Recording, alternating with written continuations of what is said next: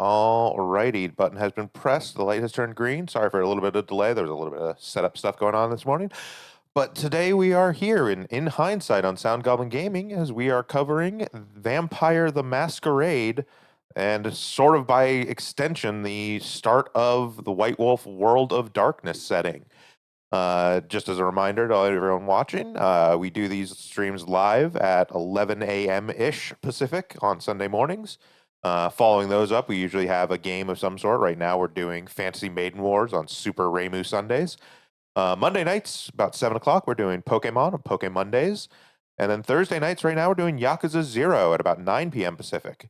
So without further ado, let's go ahead and get on into Vampire the Masquerade. Right. Also, actually, intros. Yeah. Hey, Case. Vampire the Masquerade and the first World of Darkness game. Basically, to get into it. So, Vampire started back in 1991, based on the 1996 TV show Kindred the Embraced, with a somewhat rare first edition of the game. It's like $10 on Drive-Thru RPG if you really care. Which is it's not good. No, it was immediately replaced a year later by second edition, which incorporated the base game more into the World of Darkness setting, which I started to elaborate on, and basically ran until the end of the old World of Darkness, which is itself a story for another time. Basically, there is first edition, then there's second edition, then there's revised edition, which is basically just still second edition but a bit cleaned up. Then there's the one we'll be doing, which is 20th anniversary, and finally there's V5. Those are the 5 editions there. But yeah, after a long period where the old World of Darkness kind of went pear-shaped, and they made another World of Darkness setting, which was also called World of Darkness, but is now called Chronicles of Darkness, so we can stop being fucking confused all the time. Well, I mean, at the time, it was referred to as Old World of Darkness and a New World of Darkness before they came up with the Chronicles of Darkness. They were also only publishing New World of Darkness stuff, so it didn't matter as much. But yeah. In any case, there was much bankruptcy and buyouts, and there was a return to the old in 2011. Basically, there was a giant gap of the last published Vampire the Masquerade pre-20th anniversary of 2004, and then the next book is the 20th anniversary, which is 2011. And it's in color.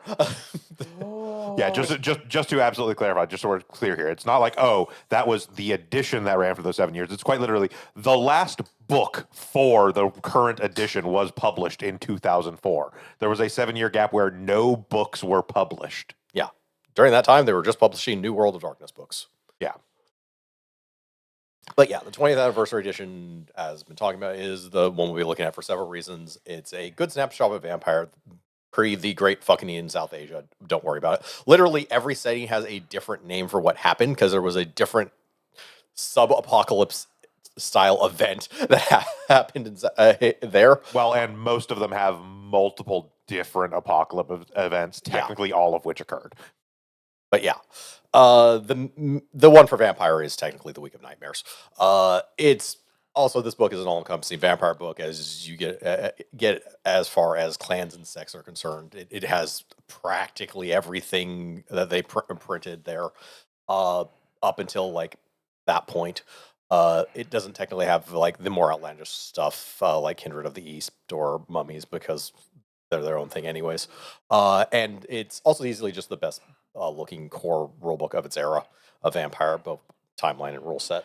Yeah, so to explain a little bit by what he means by all-encompassing. So one of the things about the various editions of the World of the Darkness books, Vampire, Werewolf, all that stuff, is when they did a new edition, even so far as like second to revised, it wasn't just rules updates. It wasn't just mechanics cleanup. They also were actually advancing the timeline, advancing the story. Things were changing. So a lot of times there were different character options. Sometimes there were certain clans that existed in one edition that didn't exist in another because something had happened in the intervening time that had caused that clan to fall into disfavor or shatter into multiple clans or whatnot. The 20th anniversary edition, the one notable thing about it is that it is, aside from V5, which is, again, its own kind of thing, 20th anniversary edition was very much, and they've done this, so Vampire isn't the only one that's gotten a 20th anniversary. Basically, all the main World of Darkness settings have gotten a 20th anniversary edition at this point. And what they do in those is they sort of incorporate all the things that happen storyline wise all into a singular one and just kind of go, okay, everything exists. pick whatever you want from any edition, so that you can always have access to your favorites, basically. Yeah. But yeah, in any case, first and foremost, let's start with mood, which this book is very good at setting. For example, with here and the first murder. This is plot relevant. Uh, Cain sacrificing Abel is plot relevant to this book. So, in any case, the introduction and what is this book? Just going over for anyone who has not heard of Vampire the Masquerade and somehow ended up with the 20th anniversary edition, the various things here, and also just the ethos of the book. It's looking for a classic experience. This very much follows the classic rules of Vampire the Masquerade. Okay, you actually probably shouldn't, but anyways, we'll get into that later. And various other little things there. One of the interesting things about that is because it is aiming for that classic experience and primarily rule set wise is based on essentially what Vampire always was, even though, as Vince said, there are some certain things that are a little bit more esoteric that didn't necessarily get incorporated directly into this. It does technically mean that any of the previous books are essentially compatible with 20th anniversary. So if you did want to, say, play something from Kindred of the East, you could easily just move that into 20th anniversary edition with no real issue. Yeah, you wouldn't have much issue using different White Wolf engines on the old stuff, but you would have to do at least some converting here or there. Yeah. Also, gone over in the introductory chapter more as just hey, here's that thing is like here. They had an entire line of live action games called Mind's Eye Theater, which your task resolution there was basically rock paper scissors dynamite. Dynamite was for basically special abilities, and was basically a super rock where it both took out scissors and other rocks. Other than that, it's like, and also going over all the guidelines. And I do wonder exactly how I haven't read into the Mind's Eye books, and I do wonder how the Mind's Eye book for Mage of the Ascension actually works, because I feel like everyone Poorly. Poorly. I feel like everyone needs to walk around with like a bunch of sticky notes and just kind of like, okay, this tree is now a snake, and but that's going off more on a tangent. Of all the White Wolf, of all the World of Darkness sort of settings, Mage is the one that generally had the least vibrant LARP scene, just because anybody who was interested in doing Mage LARP would do it for about an hour and just be like, oh man, fuck this. Fair. Yeah. Like Vampire, Werewolf, even stuff like Mummy and like fucking Changeling had a pretty decent Mind's Eye Theater like play setting. I have never, and I'm friends with a lot of people that have done World of Darkness LARP. At most, there was maybe ever like there would be like a mage in like a vampire LARP, like one in the entire group. And most of the time, they didn't do a whole lot, because if they started getting really uppity, they'd be asked to leave. Yeah, that seems to make a lot of sense. Well, if you're not familiar with Mage, this will make more sense when we eventually get around to talking about Mage. Probably in 2 weeks. So suffice it to say, especially in Old World of Darkness, playing Mage is pretty much like, why do I even have a fucking rule book? Yeah. But yeah. In any case, moving on. Vampires, the abbreviation. So you play as a vampire. Vampires suck. Blood. That they slowly lose on a nightly basis, as well as spend on disciplines, which are emo superpowers / magic. Healing themselves and other mechanics like that. They are immortal in the sense that they don't age, but are very killable, though normal wounds only really knock them out for a time based on their humanity for some reason, and can be quickly healed with spare blood. Though aggravated damage like fire or sunlight or werewolf claws is much harder to heal and will result in dead, as will just beheading them. You got off their head, they're just dead. A piece of wood in the heart paralyzes them, and holy symbols do nothing unless the person holding it is really super faithful. And I'm not done describing vampires. Yes, this is the abbreviated version. Just so we are clear, when he says this is the abbreviated version, I'm pretty sure this is about 12 pages in the book. Yeah, something close to that. But yeah, you can make other vampires by fully draining someone and feeding them your blood. You can make loyal minions called ghouls if you do the feeding part without draining them. The kiss, drinking their blood of your fangs itself is a supernaturally ecstatic experience for both parties, which makes it easier to actually do once you at least get the fangs in. Vampires sleep during the day, and sunlight, as previously mentioned, will permanent dead them. Asterisk. Yeah. There's a bit of an asterisk there, but yes. All vampires have inside them a beast, their instincts to kill, feast, and sleep that they must control, and is mechanical because this is an RPG for drama kids who want stage direction from dice. A specific subset of drama kids, mind you. So, chapters 1 and 2, which we will literally be bouncing back and forth between because chapter 1 sometimes describes sects and clans, and chapter 2 is actually sects and clans. This is just poor structure. It again, like so, especially World of Darkness books. So one of the things that's interesting about World of Darkness has and always will be more interested in the narrative and the storytelling of the game than the mechanics. Like the mechanics aren't necessarily bad, but they were never really the focus. But because of that, it does mean that their books have never been really well organized because they're not laying them out in such a way as to tell you how to play a game. They are laying them out in such a way as to invest you in a world and a storyline. And oh yeah, there happen to be actual game mechanics attached to this. Not helping that is they were really stringent because this is a very updated reprint, basically, of keeping the exact same structure that the original book had. Yes. And it's an early 90s RPG. Yes, so but this is the structure of a book from 1992 before the industry even knew what the fuck they were doing. But even then, like you say that as if V5 is actually particularly well organized. No. It is not. No, it isn't. But I can this at least has a it's not reason a good for it. Yeah, it's not really even an excuse. It's just a reason. I at least know why it's structured this way. V5 has no excuses. But yeah, theme and mood is very much a big thing here. Hence my giant mood thing at the beginning. But yeah, a beast I am, least a beast I become. Vampire. This will come up several times. There's various other themes here: Sins of the Father, the Masquerade, etc., etc. Not all of these will necessarily be incorporated into your campaign, and how seriously you take this depends on how seriously you take anything in roleplay. Really. How seriously you approach this setting also just depends on how seriously you actually take this setting as well. That's a different matter entirely.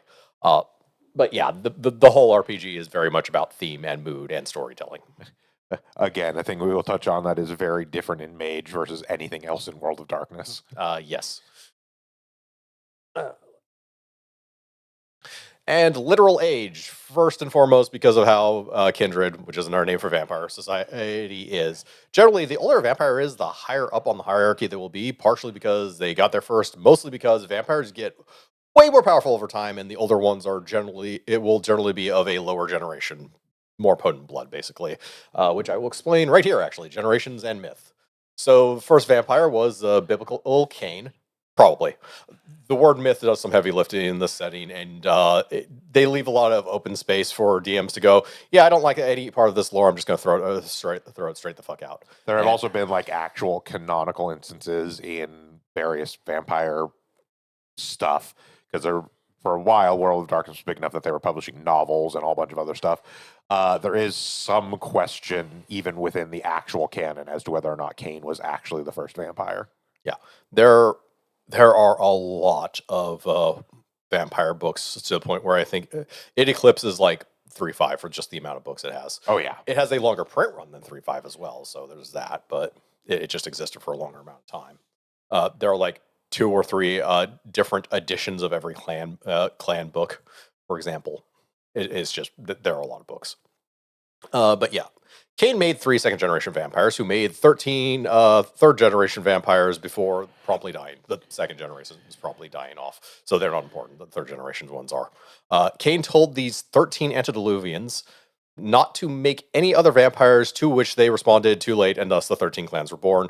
I will also say this is a bit reductive on purpose, because there's a shit ton that I'm not going to try and go over in one single stream, and I'm just trying to paint the setting in general. But in case you're wondering why I left out so much goddamn details, because we don't have 5 hours. In any case, then everything went tits up, and they certainly disappeared, except for when the writers want to do a thing. The antediluvians don't exist except when they do. And the most active antediluvian, ironically, doesn't have a clan at the moment, but that's a different matter entirely. Okay, that is a word I'm entirely unfamiliar with. Oh, antediluvian, before the flood. Yeah. In this case, it's being literal. Okay. They are These so are vampires old that existed from before the flood of Noah. Yeah. Okay. Yeah. It is a term that comes up a lot in Vampire. Yep. Yeah, and it is always referring to the third generation vampires. So, blood potency. The potential power of any vampire is determined by their generation, basically how far they are removed from the first vampire. With third generations effectively being mythological demigods and weakening as they go on until you get to thin bloods in the 14th, 15th generations who are too weak to pass the curse. Though they may have the trade off of being more human or not, who the fuck knows? Why don't they know? Seriously, vampires should actually know this thing. It's not like they have something like scruples or morals, especially a lot of them. Uh, some do. There are a lot of them that will just do whatever the fuck they want to learn whatever the fuck they want. But moving back a bit for a second, by mythological demigods, so technically during that week of nightmares, one of them awakened. There isn't an India anymore from the amount of weapons and fighting they did. Just to try and kill him, just that one. That's about the power scale of an antediluvian. Hey then. Yeah. It's a significant jump downwards to fourth generation vampires. Those things are far more killable. In case, a vampire can raise its generation by committing delobbery on a lower generation vampire. The act of destroying a vampire by draining all of its blood and destroying their soul. This is generally a no-no. Asterisk, no, it actually really isn't. But Well, you see, it's generally a no-no because the rules were made by older generation vampires who are like, we should probably say that they're not allowed to kill us. except when they're allowed to kill that guy because we don't like that guy. And it also depends on exactly what your clan you're talking about, because some of them are less caring, or sect for that matter.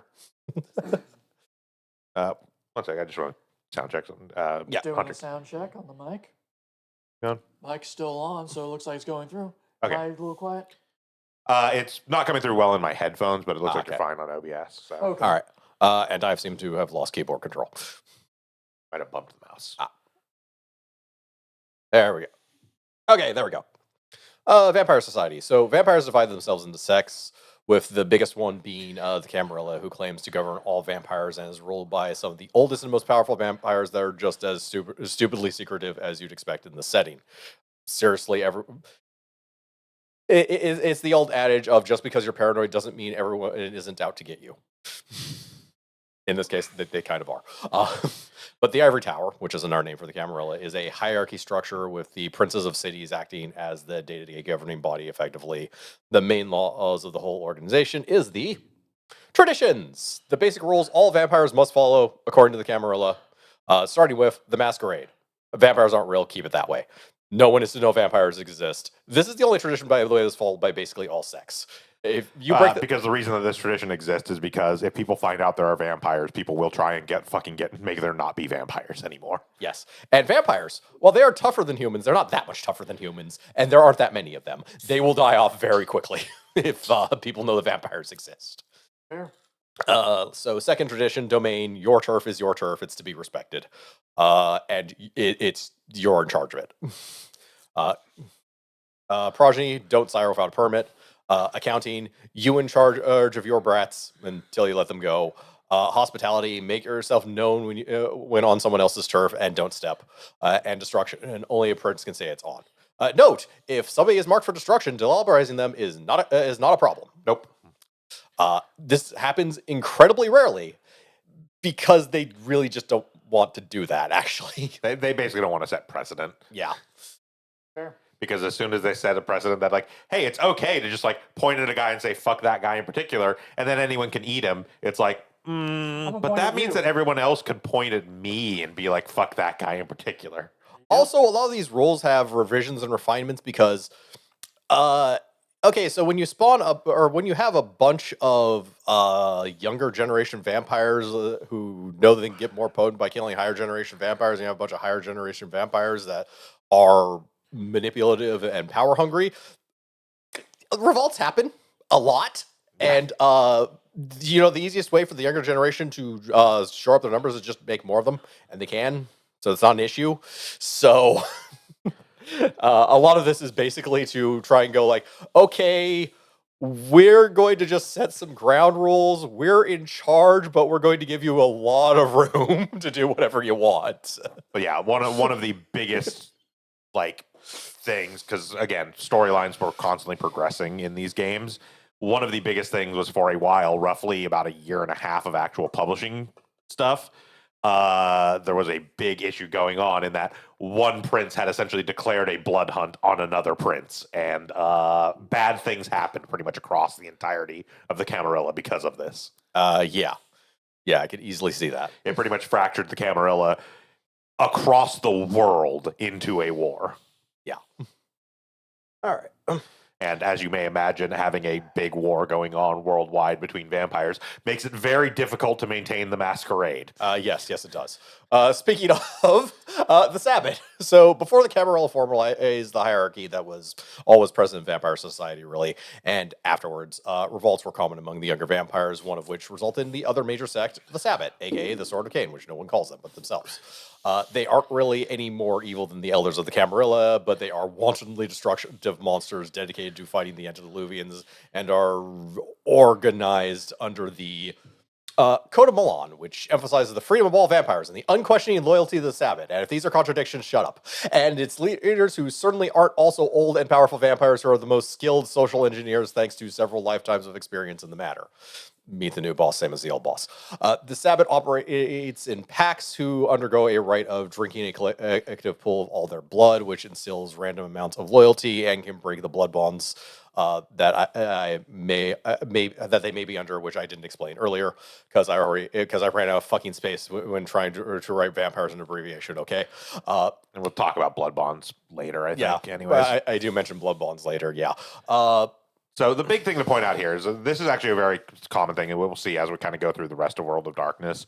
Almost all World of Darkness, at least in original World of Darkness, not so much in Chronicles, but within original World of Darkness, almost every like setting wise, so vampire, werewolf, mage, etc., essentially had two, for lack of a better word, organizations that players could belong to. In the instance of vampire, you could either be Camarilla or you could be Sabbat. Now, mind you, you were encouraged to be Camarilla, but it was not like a big no to be a Sabbat. It wasn't like this. It wasn't the equivalent of like going into like a D&D campaign and being like, well, I want to be chaotic evil. It's not quite the same.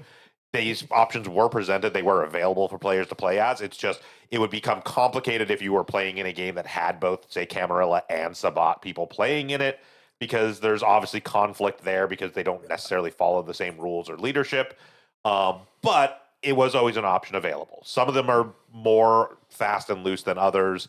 Again, when we get to Mage, nobody on either side of that rift really gives a shit in Mage. Not as much as you think. But but in Vampire, it was usually there was a lot more butting heads between the Camarilla and the Sabbat, and so while they were options available to players, it was extremely a thing which, and this is kind of something we talked about in philosophy videos earlier, where like, session zeros and like sort of sitting down and talking out the campaign before playing the campaign wasn't as big a thing until far more recently, which is unfortunate because it is the exact kind of thing that would have been really necessary if you had like one player in your group that wanted to play a Sabbat vampire and everyone else was playing Camarilla vampires. Yeah.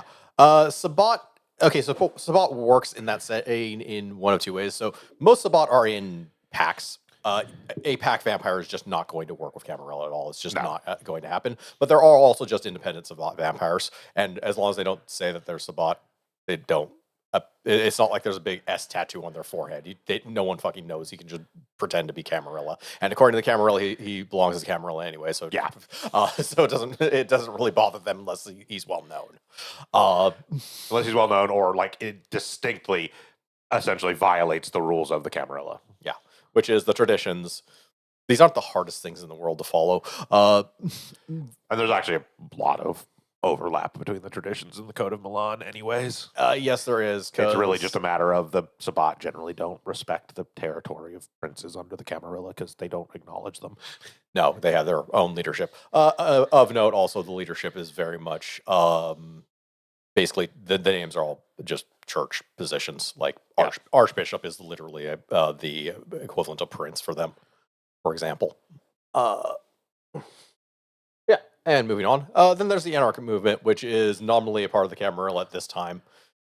in the sense they don't just outright reject them. The Anarchs are sort of anarchists and far less formal than the proper Camarilla, with cities ruled by barons, sort of. Respect is everything in society with no rules, and your reputation is your real currency. There is no real universal ideal here outside of freedom from hierarchies and from the dominance of the eldest vampires, which is both good and bad depending on how things are set up in the city. It is really just dependent on the baron and how good he is actually doing his job. The fun one for me has always been that always and forever throughout the entire history of Vampire, San Diego has been a bastion of Anarch. Yeah, the entirety of the West Coast, except in Kindred the Embraced, is basically the Anarch Free States. San Francisco, during the run of Kindred the Embraced, which I mentioned earlier, was basically a small island of Camarilla surrounded by Anarch, yeah. anarchists. But yeah, Anarchs are basically, for all intents and purposes, they're Camarilla that only really follow the first tradition. They maintain the Masquerade, everything else, who fucking cares? Yeah. And again, they maintain the Masquerade because even the Anarchs acknowledge it would be a really bad fucking idea for people to find out there are vampires. Yeah. In a related note, in V5, just to briefly go over it, the two major factions really are just the Anarchs and the Camarilla, and there is more of a hard separation at that point. And the Sabbat is basically a much smaller faction at that point that is just fractured apart. Mostly because a lot of clans actually start to move around between where they are. But in any respect, on to the rest of the sects. So there's the Incarnu, which are a collective of elders who are probably trying to achieve Golconda, a permanent state of peace with the beast. The Talmahe Ra, to be confused with the Black Hand, which is the internal affairs organization of the Sabbat, because of how very inhuman monstery the Sabbat is. There are the occasional what are known as Bali among them, which are demon worshippers, and no one likes them for obvious reasons. So they have like an internal affairs organization called the Black Hand. Talmahe Ra also just translates to Black Hand. They also have other names for themselves that are basically the same thing. This is a completely different sect that has basically is even more super secret than the other sects and has infiltrated all of them. They are weirdos who main headquarters is in the ghost world, trying to do something wake at Illuvians. I think everyone lost the plot as much as I did when it came to the Talmahe Ra. What it mostly comes down to is the Talmahe Ra want to restore Nod. Yeah, like that's all it really is, and the problem with that is that they never quite establish what the fuck that actually means. Yeah, because Nod still exists. Yeah, Nod, by the way, is the first city. Basically, much like the biblical king, Cain after one of the things Cain did was actually establish cities. The first and the second city, which I think was Nod and Enoch and whatever. Yeah, but yeah. And finally, there's 4 clans that are just independent of all sects. Starting with one of the clans that's independent of all sects, the Assamites. Their name practically fucking explains what they are. They are a mysterious Middle Eastern-based, very much Islamic-coded sect that mostly believes in killing all the other vampires. They want to use their vampirism to kill all the other vampires, but they also know that they're not strong enough to actually do that, so they just kind of integrate with vampire society.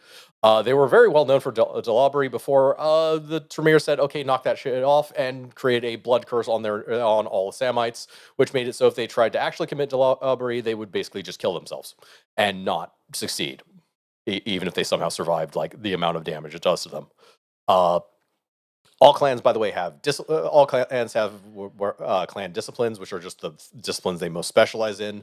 For the Assamites, it's Celerity, the moving quick discipline, Obfuscate, the hiding discipline, and Quietus, which is unique to the Assamites, and that's the killing things discipline.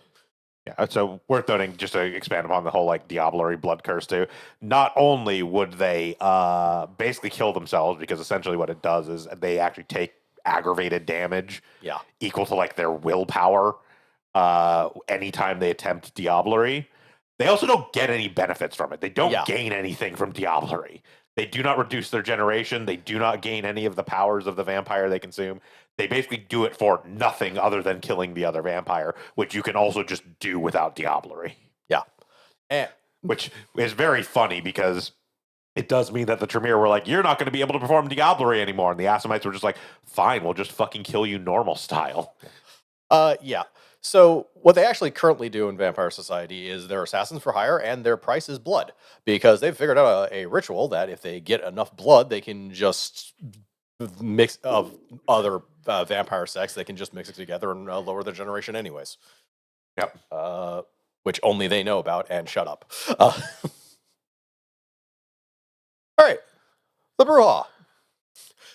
Again, Name I'm familiar with. yeah. Okay, so you may be able to tell by the fact that their clan symbol is a fucking upside down anarchist symbol what the fuck they're about as well. Sort of. Sort of, at least. They're very complicated, actually. Yeah. Strangely enough, they are probably some of the most straightforward characters that will get run, because they are kind of the rah-rah fight the power, and as far as background is concerned, they are the probably the most complicated and absurd clan. Also, to some extent, they kind of found themselves in this position because they got really baby mad about losing Carthage. What's really funny about the Bruja, I think, is that while they are classified as an independent clan, they consider themselves part of the Camarilla. They generally consider themselves part of the Camarilla because they have to have a structure to rage against. They consider themselves as part of the Camarilla and fucking hate the Camarilla. Yes.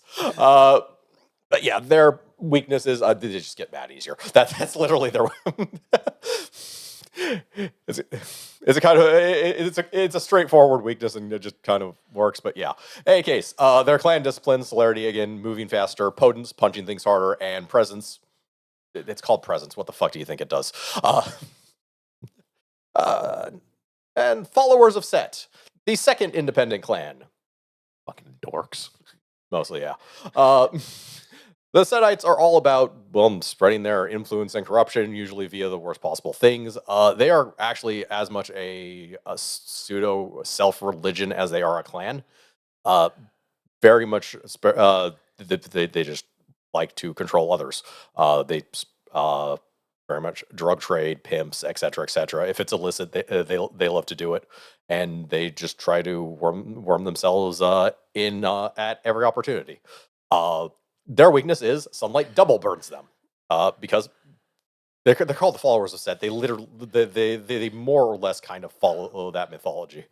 Very specifically, among one of the core sort of beliefs of the Setites is, and it's again not every Setite follows this, but it's kind of one of those things where it is a very common belief among Setites that Set rather than Cain is actually the origin of all vampires. Yeah.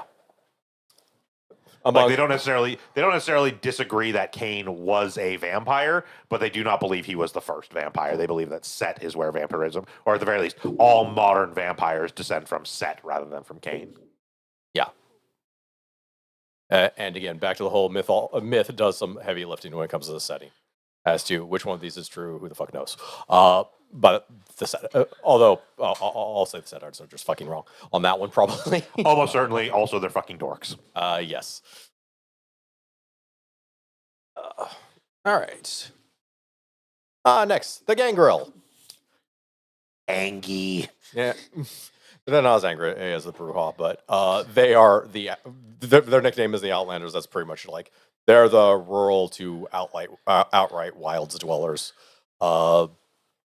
That's pretty much it. Of all the vampires, they participate the least in vampire politics because they just don't fucking care. They just want to be out there in the wilds and mostly left alone. They are probably the closest to, and we will touch on this later when we talk about the non-vampire antagonists of vampire. Of all the vampires in existence, gangrels are probably the ones that would have the closest chance of taking on a werewolf in physical combat. Yes. Still won't end well for them, but they could at least hold their own for maybe a few minutes before they get ripped in half. Yeah. Yeah, beyond that, they're pretty simple and straightforward clan. Their disciplines are animalism, which is talking to and controlling animals, fortitude, being able to take a punch and even endure sunlight, and protein, being able to take on animal forms and various other literally classic vampire or classic vampire powers along those lines, basically. Protean, but yes. Yeah. Protean, protein, depends on how you pronounce an EA. That is actually an actual word. It is pronounced protean. Fair enough. Make up a new word for This is not White Wolf making up some bullshit term. This is an actual word. It's protean. Yeah. I would say it's a 50-50 at best for them, maybe or maybe not making up terms. But yeah, when they rage also, they just permanently gain one animal characteristic of one sort or another. Which can replace older animal characteristics, but that generally they always have some animal characteristic going on. And let's see. Moving on to the next clan. Giovanni. Also an independent clan, and The leader of Team Rocket. yes, and the leader of Team Rocket. So the Giovanni originated in the Dark Ages as a family of merchants that were also necromancers, and this was kind of correlated in how they did business. They sought wealth and power, and then they ran into a vampire clan that was known as Cappadocian, who really are fascinated with the study of death. And the Giovanni family were necromancers, so they embraced the entire Giovanni family.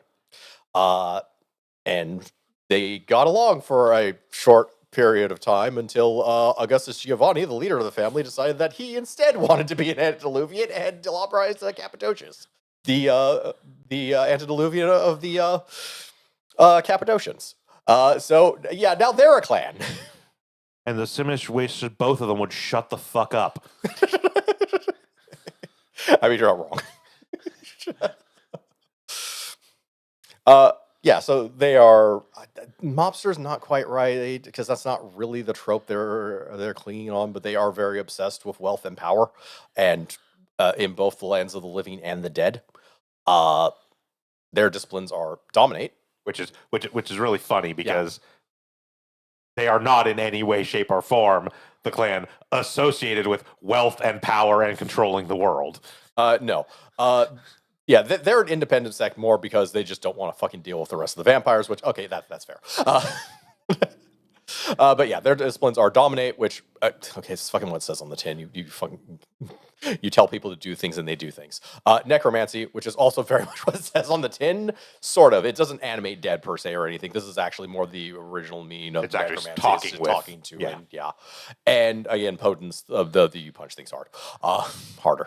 It is supernatural strength sometimes. Except where we accidentally forgot it in the mechanics. All right. La Sombra, and this is the first of the two Sabbat clans, actually. They're vampires that are obsessed with more or less just control and being the power behind the throne. They cling very closely to... They love the tropes of, like, the dogma of, like, the Catholic Church. A lot of the aesthetics of the Sabbat were set by the La Sombra. Which is why the Sabbat has a lot of religious terms for ranks and stuff like that. And they are very, very close to darkness. That's just basically what their unique clan discipline is about. So again, they have dominance, they have obtemperation, which is the manipulation of darkness, and again, potence, punching things harder. And their weakness is the classic vampire thing of not actually being able to see their reflection. In other words, other vampires just have a reflection as normal, which also makes it a little bit harder for them not to break the masquerade, because not being able to see a reflection. I don't know whether this is covered by cameras or not. I don't think it even mentions in the... It is not specified. Yeah. It is... Most people accept that no, they also don't show up on cameras, specifically because the idea behind the not having a reflection, not appearing in mirrors, et cetera, is somewhat tied to the whole, like, eyes are windows to the soul. The reason they don't show up is because they can't see the soul because they don't have one anymore. And so the same thing with cameras, like the whole, like, early myths of cameras being able to, like, capture your soul or whatever. They argue that the Sombra also don't show up on cameras, but this is not actually codified anywhere. It really is left up to the interpretation of the storyteller. And for the initial setting, because this is set in this is basically set 90s through aughts. It's not like everyone had a phone camera on them at all times, anyways. It wasn't as big a deal. Yeah, so it doesn't really need to be codified if you're just taking the setting in its original time period. If you're doing it in a more modern time period, technically V5 is in a more modern time period. I haven't looked over them to see whether or not they actually touch on it there. I don't know if they do or not. But another thing that's interesting to point out here is because this is kind of the first instance where we're specifically talking about it. It is actually an interesting thing in that so far as a lot of what is sort of established vampire mythology, a lot of the various weaknesses of vampires, the various tells that vampires have, the various abilities that vampires have are actually specifically broken up in Vampire the Masquerade across the different clans and whatnot. There is no one singular type of vampire in Vampire Masquerade that has all of the hallmarks, all the stuff that for instance is established as in Dracula about oh, here's all the things about Dracula that make him that are iconic of him being a vampire. No actual clan in Vampire the Masquerade actually has all of those things. They do not have all of those powers. They do not have all of those weaknesses. They do not have all of those tells. Yeah. They are spread out across individual ones. Okay. And moving on to Clan Malkavian. Woohoo! Let me say the other name. Yeah, the Clan of Lunatics. So Malkav was one of Cain's more favored children, actually, and quite brilliant, to the point where he blessed him with clarity of insight, and by that we mean madness. All of the Clan Malkavian is partially insane. They take this saying about as seriously as I do. In truth, the stereotype section. So one of the things about the establishment of the book is every clan as it's going through it has the sort of stereotype section there, which is basically how that clan thinks of every other clan that they may interact with. And the one from Malkav's is the funniest thing in probably the entire book. Yeah. Particularly Gangrel, pin the tail on the ow, ow, ow, ow, fuck.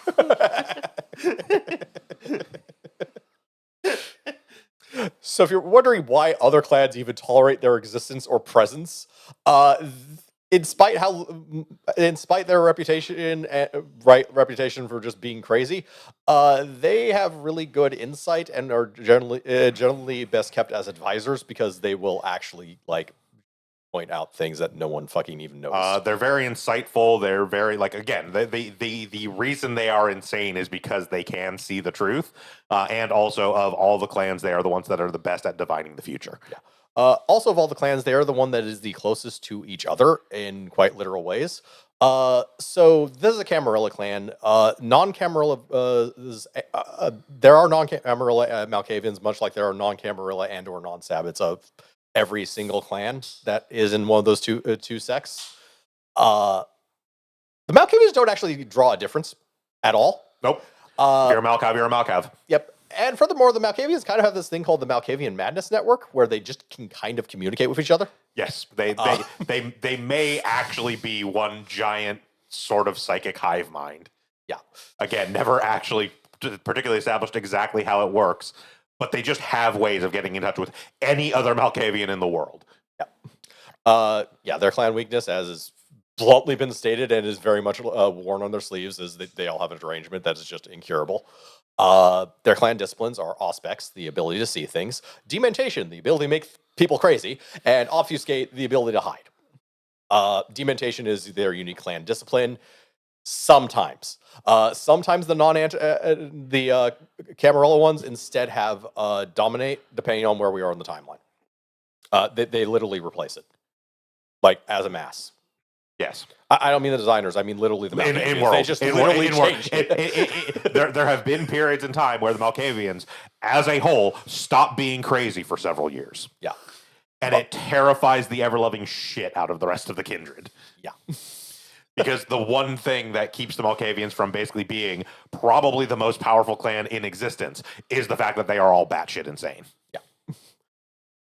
Also, they just really don't care for power, so that probably helps too. No, but I mean, just in the sense of raw power, not necessarily as being in control politically. It's just a non-crazy Malkavian is probably the strongest vampire out there of any given generation. Yeah. All right, Nosferatu, the other clan that wears its weakness right on its sleeve. Rat eaters. Yep, the sewer rats, they look like that. That's their weakness. Yeah, their weakness is they straight up cannot pretend to not be vampires. Yeah. They They look like the vampire from they look like Nosferatu. they look like Count Orlok. Yeah. Yeah, they hide. They hide a lot because obviously they look like that and they don't want to break the masquerade. They're called sewer rats for good reason. They tend to hang out in sewers. Yeah, mechanically, their actual weakness is literally they have an appearance stat of 0 and can never have anything higher than a 0. Yeah. Yeah. They ugly. There's nothing that can be done to fix this, including other disciplines that can actually do like flesh shaping. Does not work. They will come back to this. They can't even illusory hide themselves. They always look like that. Yeah. Their clan disciplines are animalism, obfuscate, which is while not their clan discipline, is basically their clan discipline. Other people have it. It's just they really focus on it for obvious reasons because they need to hide because they still need to feed their vampires. They have to basically drain blood practically. They don't necessarily have to drain it every night, but it's like every other or third night. You're pretty much going to have to go out and hunt. And potents, they punch things harder as well. They are very closely knit together, and this book doesn't actually go over it too much, but Nosferatu are being secretly hunted by their eldest, the Nkutu, because the Nosferatu Antediluvian is a total vain asshole, which is exactly how the clan ended up with this curse. He thinks the way he can get rid of this curse is just to kill all of his entire bloodline. So he's also in torpor like all the antediluvians, but before that happened, he basically gathered his most loyal eldest generations, and their job is basically to kill off all the Nosferatu.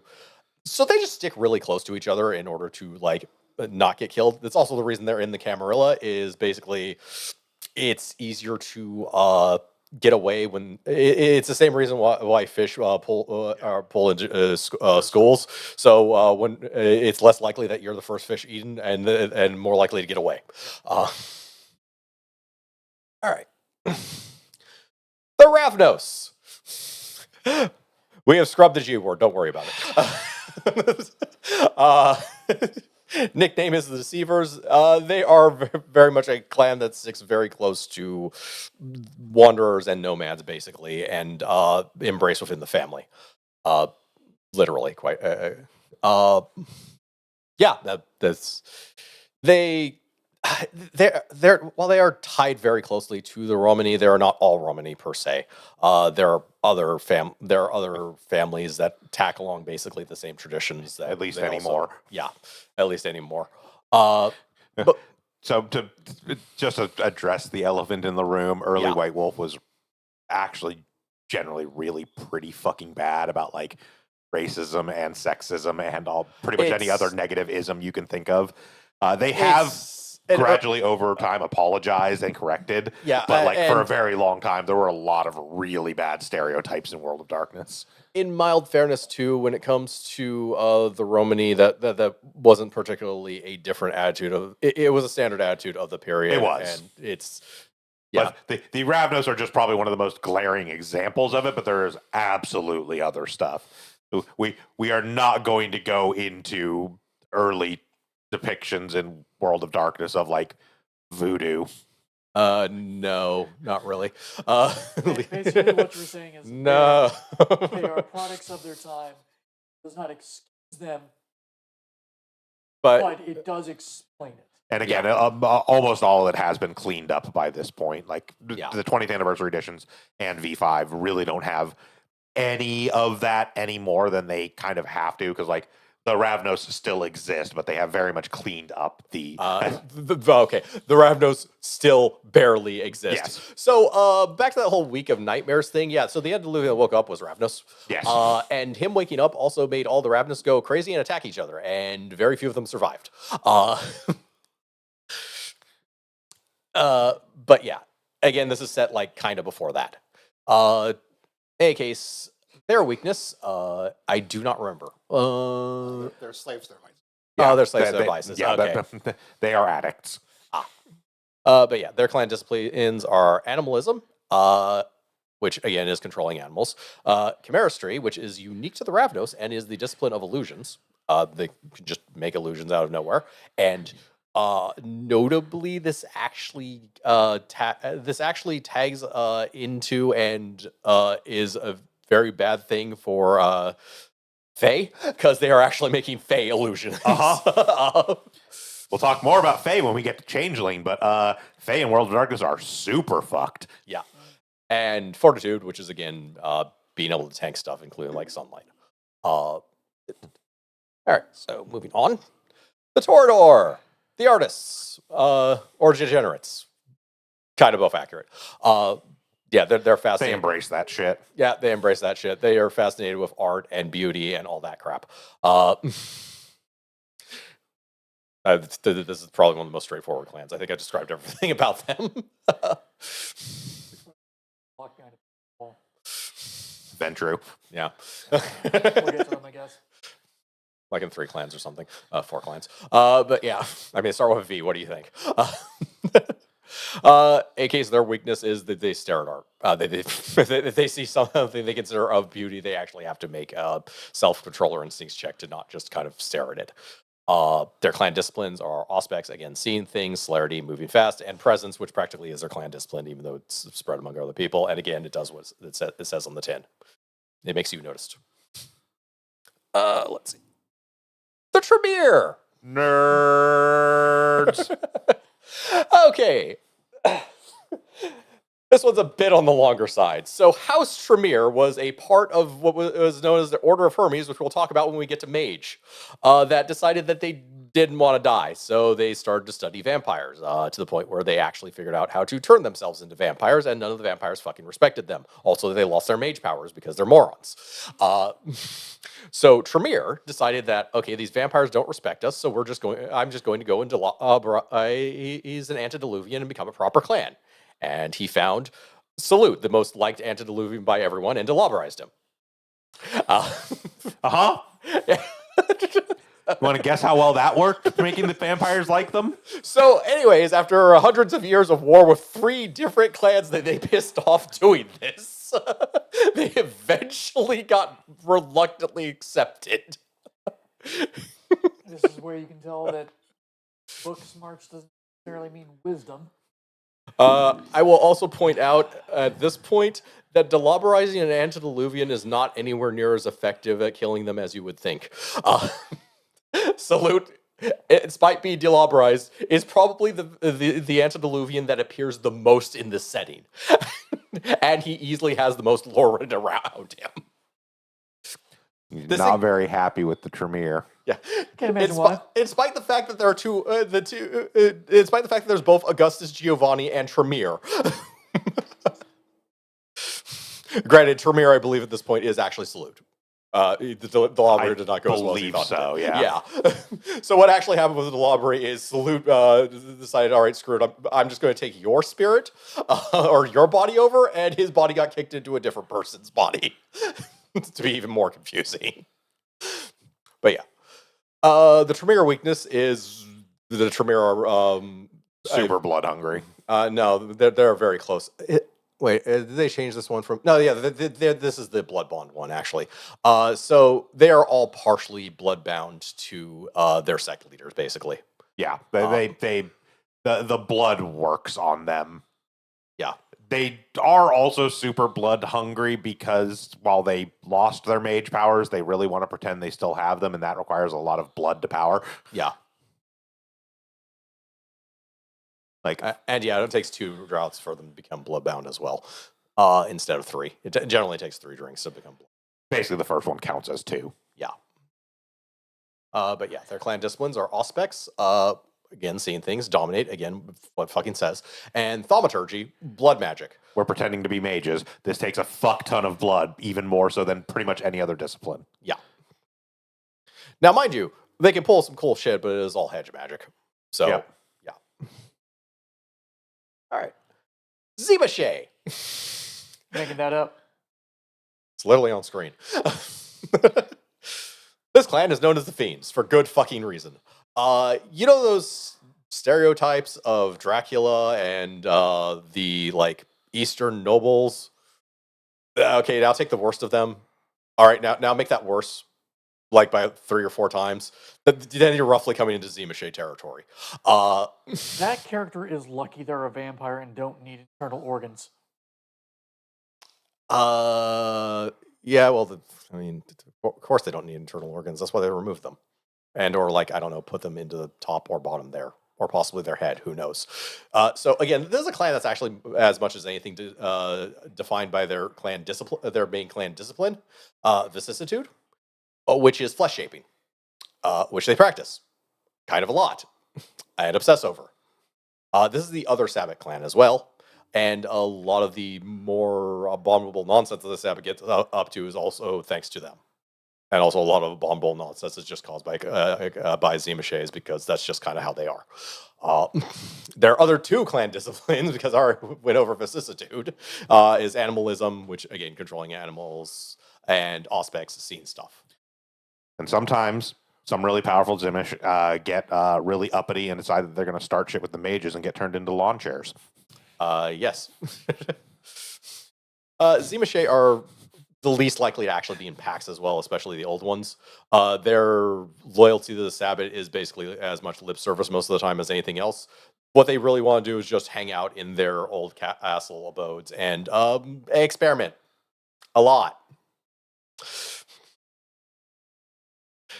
All right, and moving on to, and finally, the Ventru, the other power-hungry, control-y clan, really.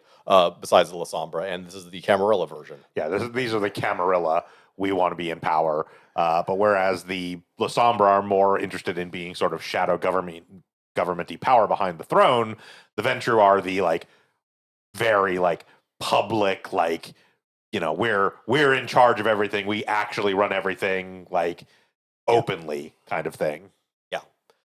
As such, they. All clans have the people they prefer to embrace. The Ventru very much embrace just to grow the power of the Ventru. They're also in the Punic War, which is strangely enough a more important part of this background than you would think. They were backing the Romans, whereas the Bruja were backing Carthage, which was technically actually in the World of Darkness a vampire-run city, basically. Yeah. And the Bruja have still not gotten over it. And for once, and in the conflict between the two, I'm actually kind of on the Ventru side on this. Get the fuck over it. I mean, seriously, man, you can hate the Ventru for other reasons. There are plenty. Yes. Their disciplines themselves are dominate, because fucking course it is, and, fortitude, again, being able to take a punch, and presence, again, because of fucking course it is. Like the disciplines, it just makes sense for Ventru. They are extremely, honestly, probably the most boring clan in all of Vampire. They are, but even as a boring clan, you could probably actually make some decent and interesting characters with them, oddly enough. I'm sure you could, but just like as a clan concept, they are so fucking boring. Ironically, they can have one of the most entertaining weaknesses too. So their weaknesses, they have a preferred type of blood that they have to drink from. Yeah. So they have a preference of people they have to drink from. Like, yeah, they don't actually, they can drink from other sources, but all it does is forestall the hunger. It doesn't actually give them any of the benefits. They don't gain blood from it. They don't actually like get any of the stuff they normally get from feeding if they are not feeding from their preferred source. Redheads between the age of 25 and 30 in the back seats of a 65 Chevy. This could technically be your preferred source. Let's say it could be very broad. Yes. Generally, the idea being, because it's something you work out with the storyteller, and the idea being is if you do go for a much more restrictive one, generally speaking, you kind of get more benefit out of it. You'll get, more XP, which we'll talk about in a bit, and why this system is fucking stupid. You'll get better XP, or you'll get, some other benefit from actually managing to feed from your preferred source. Yeah. So, in case, character and traits. So let's actually start building characters now, give or take. So, character creation. You fill in a bunch of dots. You have 3 types of attributes, which are the base, Why am I blanking on the term? But in any case, you have physical, social, and mental attributes, which themselves are divided into 3 categories. So you have 9 attributes, basically. They're the broader categories of strength, stamina, etc. Charisma, manipulation. So really do pay attention to this part, because for the most part, this is going to be the same across all World of Darkness. This is actually the baseline system. Some minor things, obviously, the clans are only vampire stuff and stuff like that, but the attributes, abilities, advantages, whatnot, are generally speaking all the same across all World of Darkness systems. Let's see. But yeah, for all those, you start with 1 dot in each, and then you get to divide. You basically get 7 points in one of the broad categories, then 5 in another, and 3 in the third. Asterisk with that 1 dot thing. We already covered this. Nosferatu have a 0 in appearance. Yes. Typically. No. Typically you start with 1 dot, yeah. But yeah, typically you start with 1 dot. Unless other rules say otherwise, you start with 1 dot and everything. Yeah. And you and you get to put them in each of those categories. And there's a max of 5 in any category for this character creation. In any case, abilities / skills work the same way, with basically there being talents, skills, and knowledges, except that they all start at 0 and can't be increased above 3 during this step. You can do it later in character creation. It's also 13, 9, and 5 to spend on those categories, which are fairly broad and look like that. Notably, talents are all related to physical ability or attributes. Skills are related to social, and knowledges are related to mental. There are specific physical, social, and mental attributes for each of those abilities as well, and they are not on the character sheet because fuck you. There are also essentially specializations that you can take, which effectively give you a bonus to things specifically tied to that. So, like, for instance, you could have 3 dots in melee and a specialization in blunt weaponry, meaning if you're hitting someone with a baseball bat, you get an extra dot, essentially. Yeah. Specializations generally are cheaper than actually adding a whole additional dot, but are obviously much more limited in scope. Yeah. You also get 3 dots in your clan disciplines. That's a unique thing to vampires and character creation. Everything has something like that. It's generally you get 3 dots in whatever the special thing is. You get 5 dots in backgrounds and 7 in virtues, which is also special to vampires. Virtues, humanity, paths, etc., are very much a vampire mechanic. Yeah. So again, there is an analog for it in pretty much every setting. Every supernatural within World of Darkness has. Essentially, for most of them, it is how far you are drifting away from being a regular human, and then some means by which it's like, okay, here's how you either like resist that happening or something tied to that in some way. Becoming a vampire, don't just become, etc., etc. Yeah. But yeah, you have 7 points for your virtues. All of them start at 1 dot. Your humanity or your path, which we'll get to later, is the combined total of the first 2 virtues, and your willpower is equal to your courage, the 3rd virtue, basically. And finally, you have 15 freebie points and up to 7 more if you take flaws, which means you'll have 22 points. No, you can take more than 7 points of flaws. You only get 7 points from flaws. And again, especially because of the way that the system is built, and just to make things actually genuinely interesting, there is basically never any reason not to just take at least 7 points of flaws. Yeah. They're usually not honestly too terribly bad, and they make your character much more interesting, even beyond giving you the extra freebie points. Yeah. Plus, freebie points are very important, because we'll talk about it when we get to actual character advancement, but it is way easier and cheaper to actually advance stuff via freebie points than it is via actual XP and advancement through play. Yes. You might have also built your character wrong. But yeah, you have those 22 points. You spend them according to this chart and to buy basically more dots and things, or to buy merits, which are literally the opposite of flaws. And they just have a straight point cost and tell you what they do. Also worth noting that, technically speaking, for some fucking bizarre ass reason, every edition of World of Darkness, including New World of Darkness / Chronicles of Darkness, have always treated merits and flaws as an wholly optional rule, despite the fact that they are fully integrated into every character creation text that has ever existed, and not addressed at that point as being called an optional rule. And also is like taking up a good fucking chunk of this character sheet. Yes. You might also need more lines for merits or flaws, depending on what you're doing. Yes, they are genuinely considered, officially, they are an optional rule, because the section of the book that they are in is about like optional rules. They are directly addressed in character creation and on the standard character sheet for every system. Yep. All right. Nature and demeanor. The loose equivalent alignment in White Wolf games is your your nature and demeanor described as in archetypes, where your demeanor represents how you act to others and your nature represents how you actually are on the inside. For some reason, these are mechanical in the way you regain spent willpower. This is a total incomplete list, and you certainly can't make up your own descriptor words. Because, yeah, you have architect, autocrat, et cetera, all the way down to visionary. Yeah, these do, again, the nature and demeanor draw from the same list. You basically pick one to be your nature, one to be your demeanor. And yes, despite Vince's sarcasm, it is absolutely a case where if none of them quite match up to exactly how you want your character to play, you can again talk with your storyteller to define a new one. And I didn't put it on the slide because why the fuck would I? This is not like the list and then here go pick these. It's fine. They are listed in excruciating detail of both what the word describes and how you regain your willpower in the book. It takes up an enormous amount of space. And I wanted to rip my eyes out. Again, this is the brief list. The actual section is seriously like 15 pages. Yeah.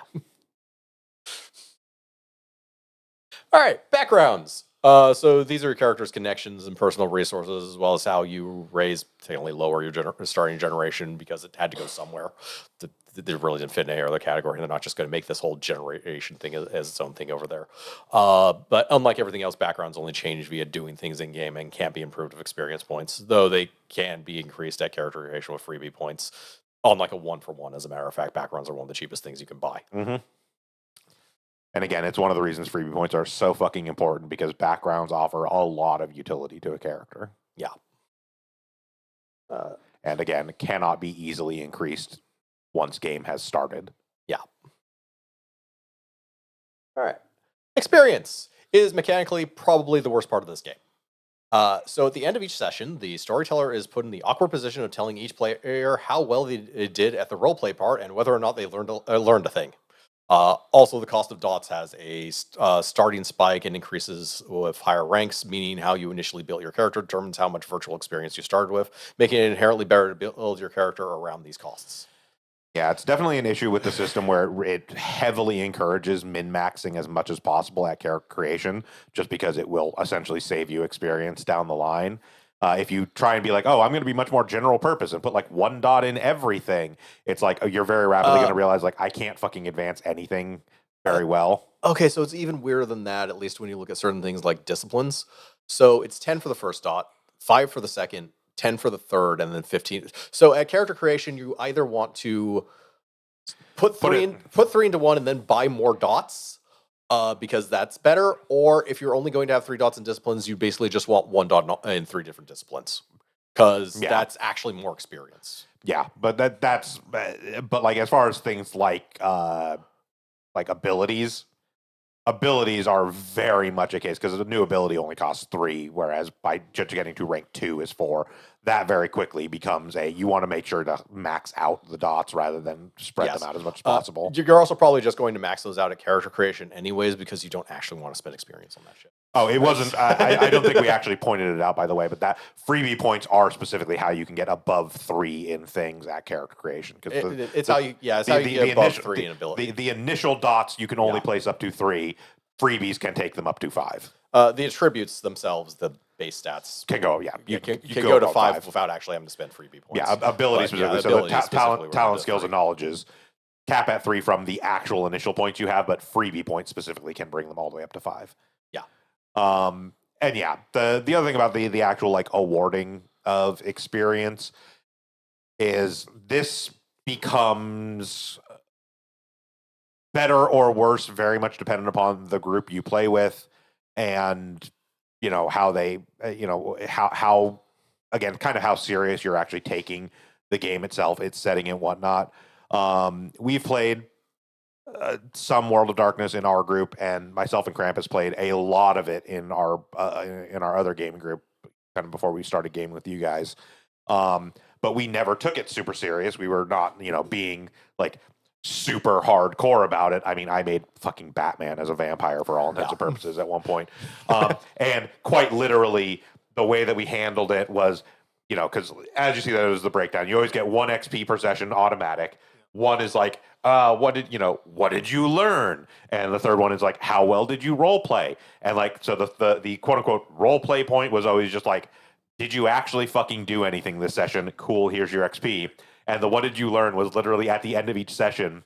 We would go around and be like, okay, and what did you learn? And we didn't take it as like we have to have like this deep driving like character development. Half the time, what we learned was I probably shouldn't punch a cop in the face in the middle of the street. That's an important lesson. That caused problems for us. Generally speaking, 90% of our group, the what did you learn would be taking an opportunity to crack a joke about something that happened during that session, and that would get us our XP. I would just spin the wheel of morality. Yeah, I mean, it genuinely was like 99% of the time. Our like, what did you learn was straight up a wheel of morality bit. Yeah, and in and of itself, that's fine, and that's how a veteran group is going to handle it. But when it comes to new people, I really don't want to put. As written, it is not. No, it's good. like don't put the freaking GM or storyteller or whatever in the awkward position of judging their friends. This is yeah. All right.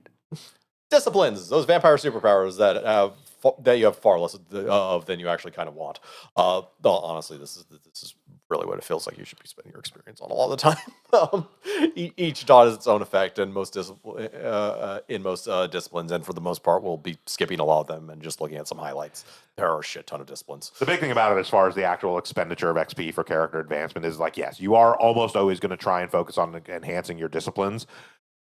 Mostly because, like, yes, you could spend XP on, say, enhancing abilities, but the thing is, most of the time, whatever your character is focused on, you're going to have disciplines that contribute to that as well, and you're going to get far more benefit out of advancing those disciplines than you are from adding additional dots in the actual, talent, skill, or knowledge. Also, the abilities you wanted are probably already maxed. Yeah.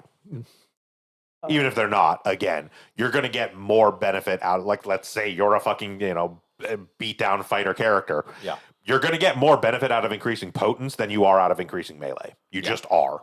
Yeah. 100% of the time. Right. So, first and foremost, we'll just go over the basic three because they are actually the simplest ones. So, Celerity makes you better at dex stuff and lets you burn blood for more actions. Literally every rank just does that. You just get extra dice to dexterity checks, and every rank you have is more blood you can spend to get more extra actions. You are capped by your generation how much blood you can actually spend in a turn, though. Yeah. One thing before we get too deep in the weeds here, on that initial page, and then also you'll kind of see it here, you will note that there's a thing about having 6 or more dots in a given discipline. No, you fucking don't. Yeah. No, you don't. If a player has gotten to 6 dots in a discipline, your campaign has been running for several fucking years, and why the fuck are you still playing those characters? Yeah. There is one notable exception, but it's not actually in this book. There were actual Elder creation rules. Actually, 2 notable exceptions. There were Elder creation rules. The other one is if you're actually playing Dark Ages. Yes. Everyone starts a generation higher, and in order to get 6 dots, you basically have to be of 7th generation or higher. Yeah. Basic character creation stops at 8. Yeah. So it is, yes, there are Elder creation rules, but like at the very least for base 20th, you're not having 6 dots in a fucking discipline. If you are, something has gone drastically wrong. Yeah. But yeah, Fortitude adds its ranks to your soak rolls for damage, and you can attempt to soak aggravated damage with it, which you generally couldn't normally. We'll get into that later. And Potence adds to your strength stuff, and you can burn blood for auto successes, which can be applied to which can also be applied to the ability Apply Fist to Face. In other words, it applies to actual damage rolls. Let's see. Necromancy and Thaumaturgy. Unlike other disciplines where each dot equals just a singular new power, or the core ones where it's just it enhances the amount of dice in your dice pool, or the basic ones anyways. Necromancy and Thaumaturgy are divided into basically just several different 5-dot paths that do various different on-theme things. They are the most diverse of disciplines. So, like, for example, here's the Ash path for Necromancy. There are a bunch of other paths, and each of these ones has a different power. It's actually why it's in the experience points. It had different experience listed for paths. They are actually cheaper to buy. And there's also rituals attached to Necromancy and Thaumaturgy that I learned initially through a background rather than disciplines. They're generally what you'd think. They're a long time cast utility effects of one sort or another. Summoning the pizza guy. Gotcha. Yep. And Vicissitude.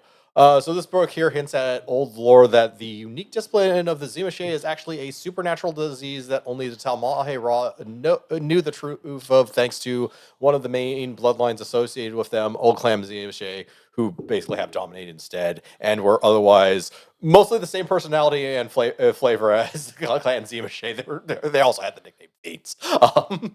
In a related note, Zimashe Antediluvian may have spent several hundred years under New York, turning himself into goo and trying to become one with everything, literally, before becoming distracted in thought and leaving. To ask someone a question. It is worth noting, among those who don't take this setting all that seriously, it is very often like fan canon that the pink goo in Ghostbusters 2 is in fact the Zimashe Antediluvian. Yeah. The mood slime. That is where I've heard that word before. Yeah.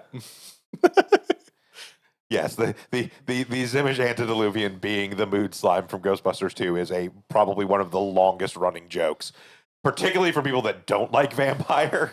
The dumbest part is how much sense that makes. Oh yeah, no, absolutely. That's why it works, and why vampire players hate that we constantly joke about it. All right. Moving on to the rules. We should probably actually know how to play this game, by the way. So finally we learn. Yeah, by the way, chapter 5. Yep.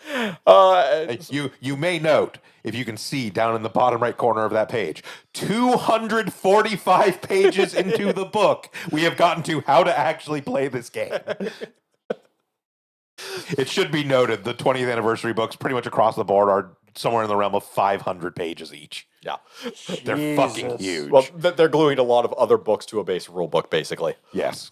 So, yeah, and one of the brighter gems of this book actually is the golden rule here, which goes over the thing that you just apply this to every tabletop RPG. Just outright states, if a rule doesn't work, then don't fucking use it, man. Play your game. Yeah, this is a tabletop RPG. Everything is a guideline. A tool to be used how you wish and changed or discarded to make the experience more fun for you and your players.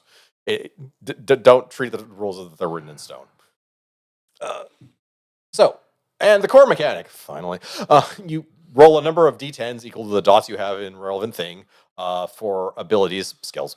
You roll the associated stat plus the ability, associated attribute plus the ability. You get a point. Attribute plus ability. They were afraid of being sued by TSR at the time, okay? In fairness, TSR was fairly sue-happy. So for all other things, you roll what it tells you. So sometimes it's just stat plus discipline. Other times it will be just a single thing like willpower or your humanity or a path.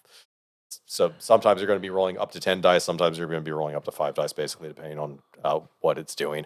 In all cases, you're looking for high numbers. So difficulty, as you can see, the number you need to roll on it depends on how hard the task is and how many successes you get or determine how successful you are at it. A failure to roll any successes results in just a normal failure, except this RPG is caught a case of the what why and has the botch mechanic. Because it was a 90s RPG. Yeah, That's I the know. why. They still thought this was a good idea. Okay, so natural ones subtract from your successes. If you roll more natural ones than successes, then something goes wrong. You should only have done one of these things. Like one or the other probably would have been fine, but not both. And to the point where the rulebook actually gives you a suggestion for toning this nonsense down. Of like the first one, just ignore the first one. It also, and stupidly, because difficulty goes all the way to 10. So if you only succeed on a 10 and ones are negative successes, your dice that you're rolling is basically fucking irrelevant. It doesn't actually matter are how full much- random at that point. Yes, it's just 100% random. And in fairness, they do have a warning paragraph of putting anything at difficulty 10 because it's dumb. Yeah, you may notice the actual difficulty chart there only actually goes to 9. Yeah. But technically, difficulty 10 does exist. They basically said difficulty 10 is trying to eat the fucking sun. Knock it off. Yeah. Delicious. And they initially explained difficulties go from between 2 and 10, but are generally 3 and 9. The idea is like difficulty 10 is a tool available for the storyteller. If a player insists on doing something incredibly stupid that is well beyond anything they should actually be able to do, you can be like, okay, it's going to be difficulty 10 as an attempt to discourage them from actually continuing down that line of thought. But if they insist, go ahead and let them roll and face the fucking consequences. Yep. All right. Also, some complications here. So, extended actions. Sometimes you decide, okay, they need like 10 successes because it's like picking a particularly or opening like a safe or a bank vault safe or something, or things like that. That's just going to fucking take time. It has rules for performing actions across multiple rounds, basically adding successes as you go, and usually you're on some sort of timeline to succeed. Yeah, and basically, if you don't at least get one success, I think you have to start over again or something. I believe so. Yeah. And resisted actions is just opposed rolls. So someone else is rolling dice against you rolling dice, and you dice off. You dice off in the streets. It is noted here, and again, I believe I don't remember if the start of this section, because we're flowing over from another page. I don't believe at the start of the section is like optional dice mechanic rules, but I think this is actually just the base game. One of the nice notes about this at the very top of there, not talking about the complications, but actually that first paragraph, like the first full paragraph on the page, actually puts, if you have more dice than the difficulty needed to succeed, you just succeed. Yeah, you don't actually have to roll. So if you're like, oh, it's gonna be a difficulty 4. You need 4 successes to succeed on this. You go, well, my dice pool is 5. Don't roll. You're good. Yeah. All right. Which kind of, to a certain extent, offsets the existence of the critical failure mechanic. A little bit, yeah. At least when it comes to like the higher difficulties and random nonsense. Because sometimes multiple ones will just fucking appear. Yeah, and there's nothing you can do about it. It's 10% chance on every fucking die. Yeah. So doing things what we can actually do with that core mechanic.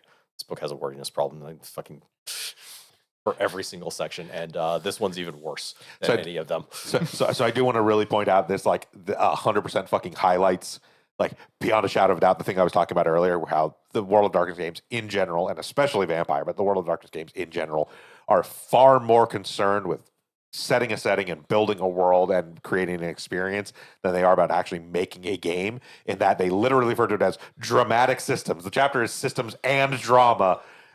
The drama and the storytelling is always forefront and always the most important part of anything in World of Darkness. Yeah.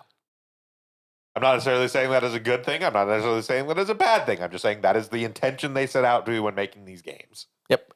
So feats, which are actions, which my mighty powers of reading text have discovered that you can indeed move and act in the same action in the system. Because you get one action a turn, moving is an action, but in the deep paragraphs there, it's like, okay, yes, you can move and act. There's also technically rules for taking multiple actions. You probably shouldn't, is the short answer. Also, this is the beginning of the more expansive areas of the rules that try to make rules for a bit too many things. So instead, let's just look at a fun table. But before we move on to looking at a fun table, yeah, you see how there's a section for climbing, there's a section for driving, and there's a section for every fucking thing. Every skill has a paragraph. These are some of the smaller ones. Climbing is actually one of the smaller paragraphs. They describe every skill and how it works in excruciating detail, especially when it's, dude, roll this stat plus this thing, and it's not fucking hard. Come on, man. All right, so a lot of it does come down to, like, if you actually go back to that real quick,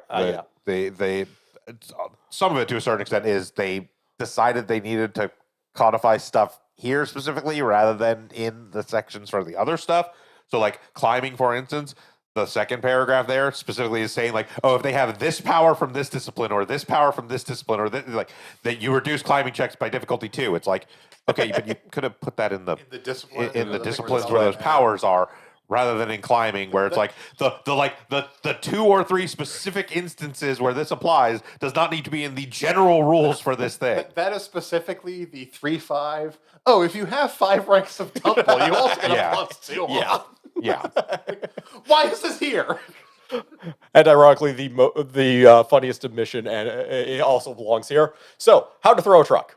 First, have max strength. Then, have max willpower. Make a difficulty 9 willpower check, succeeding on all the dice to increase your effective strength by 10. Potency doesn't help in this.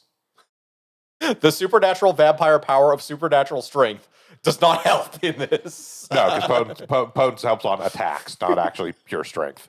Oh, it helps on strength checks too, of all sorts. There's not actually a strength check being made here, so it's actually just a loophole in the rules. Because it just uses your raw strength, and you make a willpower check and not a strength check. Realistically, you should add your potence somewhere here.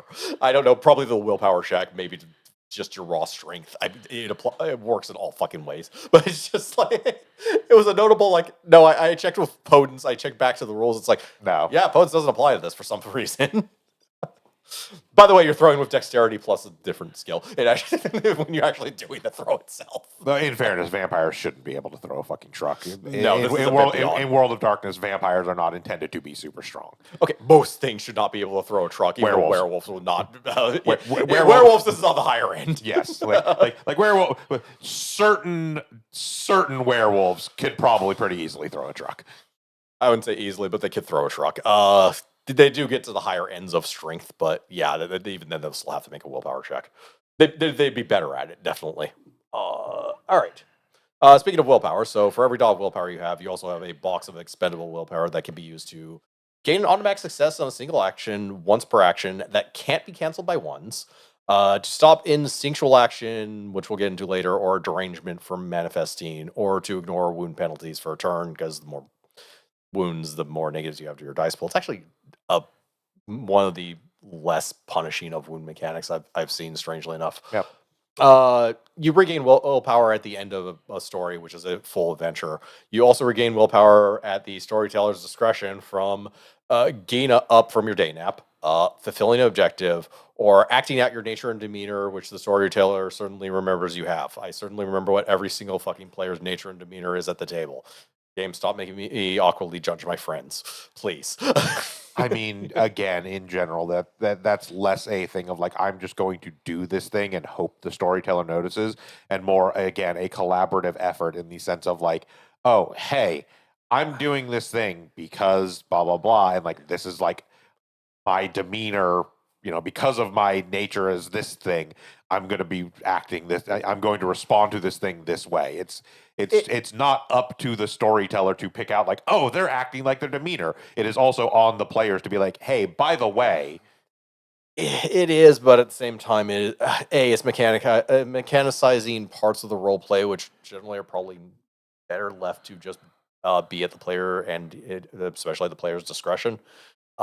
It is very much trying to push them to act out their natures and demeanors, which also kind of has the issue of if nature and demeanor, to some extent, it can be a bit reductive to a character. At least I feel within the system, as it kind of encourages you to act strictly to the stereotypes of both of those, and the character might be a bit more nuanced than the two stereotypes.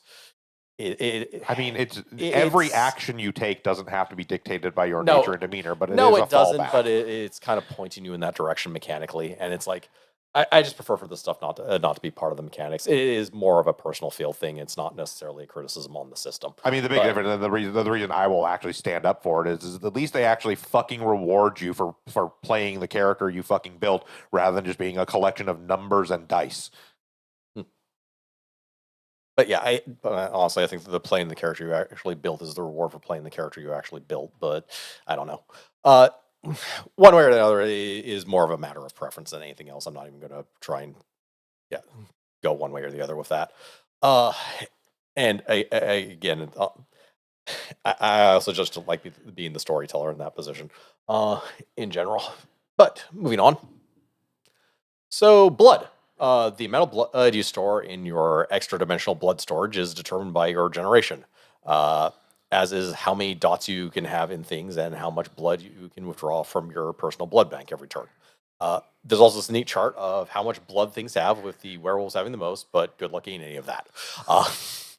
There's a good 20 blood in that werewolf. It doesn't matter what form they're in, by the way. They could be in wolf form, human form, big fucking rip you in half form. Yeah, that's the thing. There's about 20 blood in that werewolf, and if you try and get any of it, there's going to be a lot of your blood everywhere.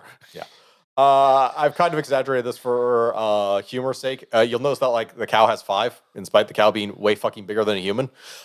So this is actually a potency thing. Yeah, blood quality factor. Yeah, it's not a purely volume thing. It is the actual like this is quote blood in the abstract of like your actual blood power, not actually the physical amount of blood. And animal blood is just inherently less potent than the blood of humans. Yeah. A 4th-generation vampire does not have 50 liters of blood in him, 5 times the amount of a human walking around. As funny as that would be. Basically be the blueberry person from Willy Wonka and the Chocolate Factory. Oh, I got so much blood. Send to the juicer.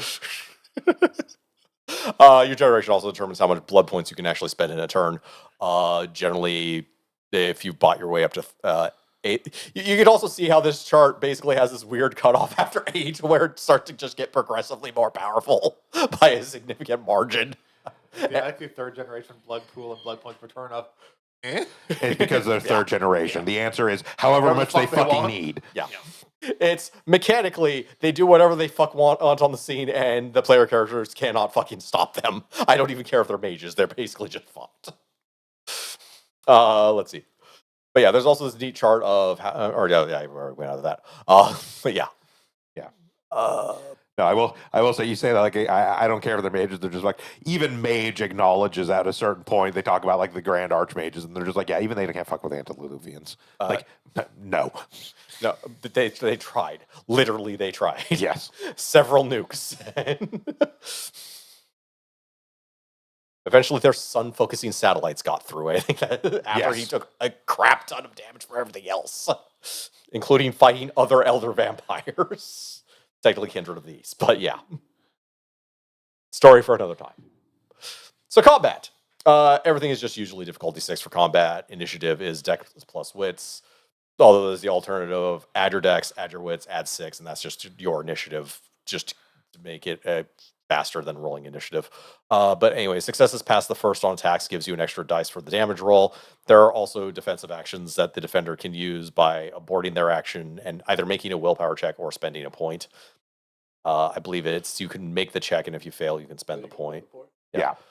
Damage is either bashing, which is basically non-lethal, lethal, or aggravated. Damage can be soaked with a stamina roll against bashing for humans and bashing or lethal for vampires. The only thing that can soak aggravated damage is the fortitude discipline. I do want to note, as far as the damage goes, there is overflow because you only have so much capacity for damage. When you are full up on, like, say, bashing damage, if you take another bashing damage, it converts one into lethal. Yeah. So it is not just like, oh, I'm full on bashing damage and you dealt bashing damage, I just don't have any consequences. It does actually overflow. So technically, even though If you continue to punch that person, Yeah, it will so it's- start doing real damage. Yeah, so like even for instance with like, you know, the whole thing with the vampires, you know, only really take aggravated from certain. Most of the time, aggravated is only from very specific sources, depending on what you are, to go to straight aggravated.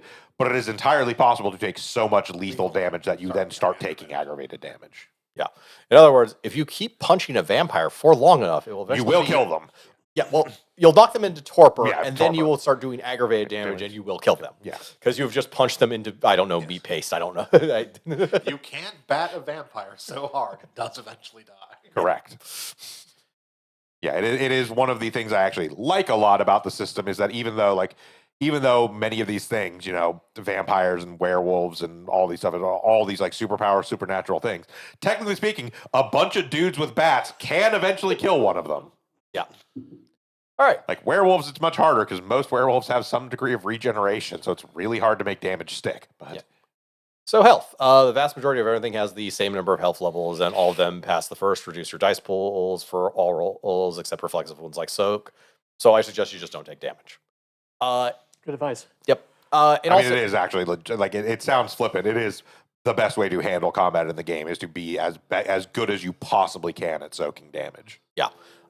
Notably, the penalties on these are not as pronounced as it can be in other systems, so it's actually probably one of the best systems when it comes to just health levels that I've seen, honestly. Yeah, right up until you're basically, for all intents and purposes, out of the fight, you're going to have at most a -2. Yeah. Because, like, yes, crippled technically has a -5. By the time you are there, why the fuck are you still in that fight? If you not Yeah. And furthermore, this is just reducing the dice from your dice pool, so 1 or 2 off the dice pool isn't actually that bad, especially if Yeah, it's something usually you're not. focused on. Like, if you actually are a combat character, you're going to have like 8 to 10 dice, so losing 1 or 2 isn't actually as painful as it seems. Furthermore, vampires can actually heal themselves, unless it's like aggravated damage. They can just spend blood to do that. Torpor. So right before full dead is a coma-like state called torpor, where based on how well you cling to your humanity or path, you may be spending anywhere from a day to recover to millennium plus. Also, having 0 blood does damage to you over time, and you can get out of torpor from lack of blood simply by being fed blood. If you're in torpor from being punched, no, that's still relying entirely on your humanity. And no, I don't know why humanity and being in torpor are linked for long periods of time. I don't know. The game doesn't well explain why those are linked either. So yeah. Blood Bond, that thing I've been skipping over. So again, drinking from our vampires makes you a thrall if you do it 3 times. If you do it 3 times, and it is a progressive thing, so you start to feel more affectionate and more affectionate. And after you've done it 3 times, you are basically just in their thrall. So remember to kill the vampire first before drinking their blood. Valdery. So the ritual that the Sabbath packs use to instill loyalty between pack mates. Your level of like is a D10 roll on the chart over there, and every time you do a Valdery, you roll to see if the number go up. Basically, if you roll equal to or over, it goes up, or if you roll a 1, it goes down to a minimum of 1. It also erodes blood bonds that are otherwise nearly impossible to get out of. Yeah, once you're bloodbound, you're fucking screwed. Basically, Valdery is one of the only ways of going over this. And before this ritual, kindred society was often held together by blood bonds between elders and their spawn. And then this ritual was developed, and then a young vampire revolt started because there were a lot of pissed off young vampires. Can't imagine why. Can't imagine why. Let's see. Derangements. Yep, this exists, and yes, this game was made in the early 90s. This book is largely expanded reprint. So anyways, moving on. It is worth noting one of the things, specifically the Malkavians, the whole thing. So derangements are a thing that can occur to your characters at the game. You can technically start with them, but they are things that can eventually be overcome. Malkavians specifically have one permanent derangement chosen at character creation that they can never get rid of. That is how it reflects them basically being insane. Yeah. All right. Frenzy. Yeah, so about that beast thing. If a vampire is made hungry or angry, they have a chance of going full apeshit on a failed self-control roll. Just self-control, so at most you have 5 dice on this. Instinct using vampires work differently, and we'll go over them later. Which is, again, it's a stat between 1 and 5, and usually not 5. This roll is fully at the discretion of the storyteller to call for. I recommend against playing competitive online games. It's just not going to end well for anyone. Oh my god, League of Legends has caused so many bloodbaths. Also, Rorschach, or Fierzy. No, I don't. Yes, there's some dots over there. No, it's not in this font. Shut up. But it's like Frenzy, but fear, and triggered from sunlight and fire, requiring a courage roll every time someone lights a cigarette in the front of you in the 90s through early aughts setting. How the hell did vampires keep the Masquerade up? I'm not even making this up. It's right there. Lighting a cigarette is a difficulty of 3. It's not going to fail that often. Yeah, difficulty. But what the fuck? Difficulty 3 is not that significant. No, it isn't. But how many times is somebody going to light up a cigarette in a goth club? Yeah. I lived in the 90s. Cigarettes were fairly common. How the fuck are these guys not frenzied every fucking day? Or, sorry, running for their lives from somebody lighting a cigarette every some minutes. By the way, if you botch that check, you actually go into a frenzy. To make this even funnier. Also on this page, I didn't actually make a slide for it, is Golconda and other means of salvation. Golconda is basically a state of alignment pioneered by Salute, which is partially why it is the most liked antediluvian. It basically kind of is an acceptance of the beast. You need to drink far less blood. You're no longer limited, by the way, to those 5 dots in disciplines. You can go all the way to 10, which is actually why there are listed 10 powers for disciplines here. They're not just showing, hey, here's what an antediluvian could do. It's like, no, technically a vampire in a state of Golconda could have these 10 dots, and there are NPCs that are in states of Golconda, so it is actually a thing. Also, technically, there might be ways of becoming human again. Who the fuck knows? Probably not. Speaking of humanity, so let's go over the morality here. So you may have noticed the part of the character sheet that says humanity/path and those virtue things that keep dancing around. Beast slowly erodes a vampire's humanity as their instincts drive. Excuse me. Uh, uh, as their instincts drive them to act more and more like a blood-sucking monster. Kindred have several methods of fighting this, but the first one and the only one the Camarilla practices is humanity or the path of humanity, depending on who you talk to. The philosophy of trying not to give in to the beast and stay human. Paths and willpower are the only two stats that all characters have up to 10 in, and humanity is the only one where elders will generally have the lower score than any younger vampires. Basically, the less humanity you have, the harder it is to actually lose humanity, which is why there's a hierarchy of which is the hierarchy of sins, which is the thing all of these have in common. So yeah, as you do more horrible things, it will require humanity checks. As you fail those checks, you will go down in humanity, but you no longer really have to make a check for it anymore. So selfish thoughts are not going to make you make a check if you're below 10 humanity. It's a really strict one there. Humanity is also the only path that can lead to Golconda, though you need to keep it high for that. It actually needs to be at like 8+, basically, to be in a state of Golconda, and you can fall out of it if it goes below that. There are some formal rules for Golconda, but it's not as codified as I'm making it sound. Yeah, the morality system in World of Darkness games has always been a little ridiculous in the sense of like levels like 10, 9, even 8 up usually are pretty impossible to actually fucking maintain. Yeah, injury to another, accidental or otherwise. So ironically, that one is probably the easiest maintained by the Giovanni in a weird way. I forgot to go over the Giovanni weakness, which is they cause extra damage when they drink from people. So the Giovanni tend to actually just get their blood from blood banks. Yeah. Fair. Which is actually a way of dancing around this. It's also more convenient than hunting, honestly. Alternate virtues. So paths are alternate philosophies for fighting off the beast's influence, and some of them use alternate virtues of like conviction or instinct. Generally, most vampires, even in the Sabbat, will be on the path of humanity. They'll just have very little of it. But if that isn't working because of one thing or because for that vampire, they can instead decide to just start following a path, which is just a complete alternate philosophy. They are no longer pretty much human, no matter which philosophy they follow in like attitude, though.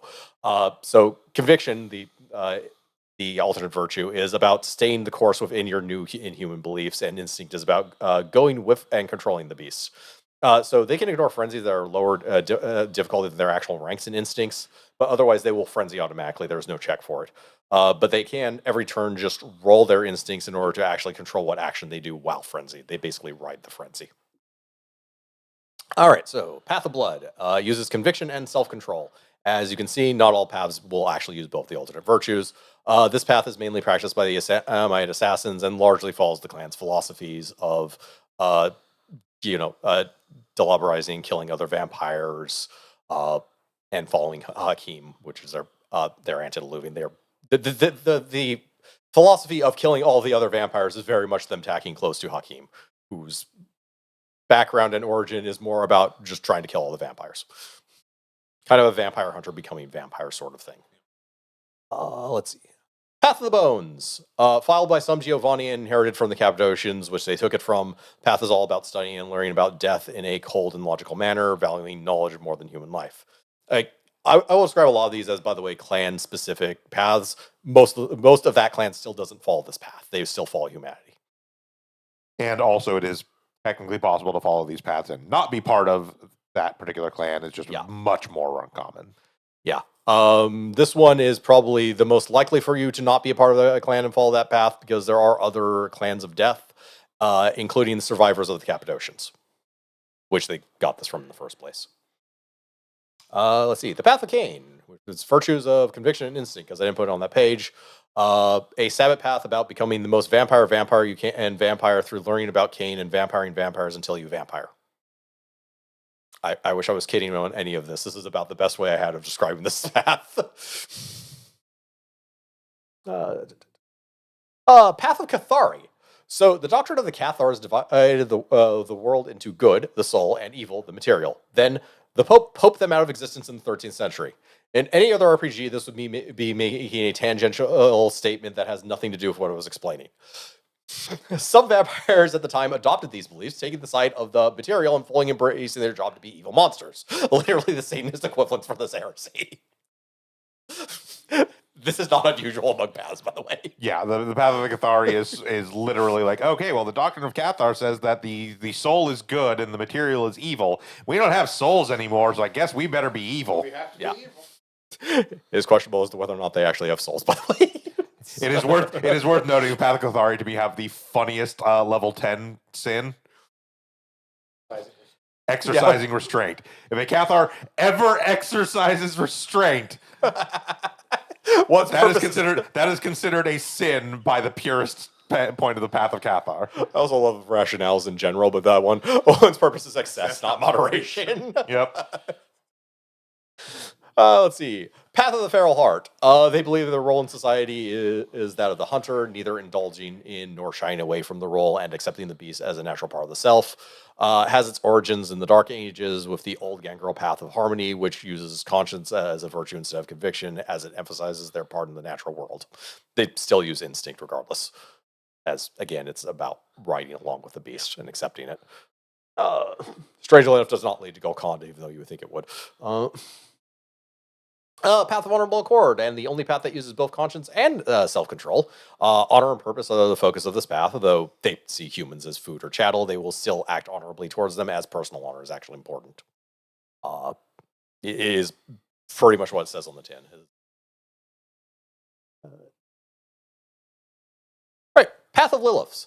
Sort of heretics of the Sabbath that revere Lilith instead of Cain and seek enlightenment through pain and torment, using it to enlighten themselves and teach others. They also hate Cain. A lot, actually. Yes, rating 10, feeding immediately when hungry, deprivation and hunger, Lilith to survive. Just feeding. Yep. Stay hungry. Yep. Path of Metamorphosis. The Zima-shaped path that believes in ascending to a greater form through the study of all flesh things and use of vicissitude. The opposite. Eat what you can. Postponing Do it all feeding the when time. hungry is the 10. Yeah. This is one of the oldest paths, and most members give lip service to the Sabbath, but mostly keep to themselves. This is very, very stereotypical old Zima-shaped vampire stuff. Let's see. Path of Night. The somber path that goes really hard into the Catholic dogma, accepting their state as damned and going whole hog into the agent of evil role, accepting accepting their part in creation. Strangely enough, as a roundabout way of kind of being redeemed, it's like, hey, am I done doing my part? Can I do something else now? Yeah, it is interesting because as opposed to the other one, the Cathari, which are just like, oh, we just our role is to be evil. Instead, the Path of the Night is specifically, no, our role is to be evil in the purpose of scaring people straight, basically. Like our role is to be the boogeyman to keep good people on the good path. Yeah, notably, like, killing is actually not a good thing to this discipline of mortals because that's kind of a dead mortal cannot correct their ways. Yeah. It's like the accidental killing. God has made kindred whore. It's not murder. Yep. Yeah. We're here to scare people, not kill them. Especially funny. What's a Sabbath and murder is pretty common. Right. Path of Paradox. The Ravnos path, based on Hindu philosophy, and probably one of the least offensive things about them, actually. I actually quite like this path. Yeah, no, it is actually interesting. Yeah. So they believe vampires are outside the cycle and it is their duty to observe and help mortals obtain their purpose, as well as return vampires not on other paths back to the cycle via destruction. Destruction is also one of the main tools, or deception is also one of their main tools because they're Ravnos vampires. They're the illusionists. What do you want? This is don't make vampires. Yeah. Yep. Yeah, don't make vampires. Don't embrace women because their role is to give life, not death. Don't destroy another on this path. Charity does not begin at home. Don't not destroy vampires on other paths. Yeah.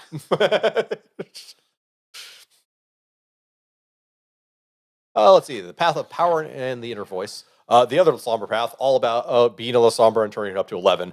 They believe in being the overlord in charge of everything, controlling and commanding, and striving for more power and control. This is a very straightforward path as well. It's like, I want to be in charge. If someone else is in charge, I'm going to wait for them to fuck up and become in charge. But also, interestingly, it is I am in charge, which means that all failure at a certain point Is rests my on fault. me. Yeah, Yes. That's the top thing of denying responsibility Yeah. for your actions. Like, no, you accept whatever you did. Yeah. Let's see. The Path of Typhon, the Setite path, all about trying to raise Set, who they consider more powerful and older being than Cain. They do this by gathering influence and control via corruption because they're Setites. What the fuck do you want? Any path that attacks to a clan is going to attack to the clan philosophy. Notably, this is a Setite path, and again, most Setites don't believe Set needs to be raised No. and or treat him just as a mythological figure. He's just kind of an ideal within their religion more than anything else. Raising, they consider these people lunatics. Let's.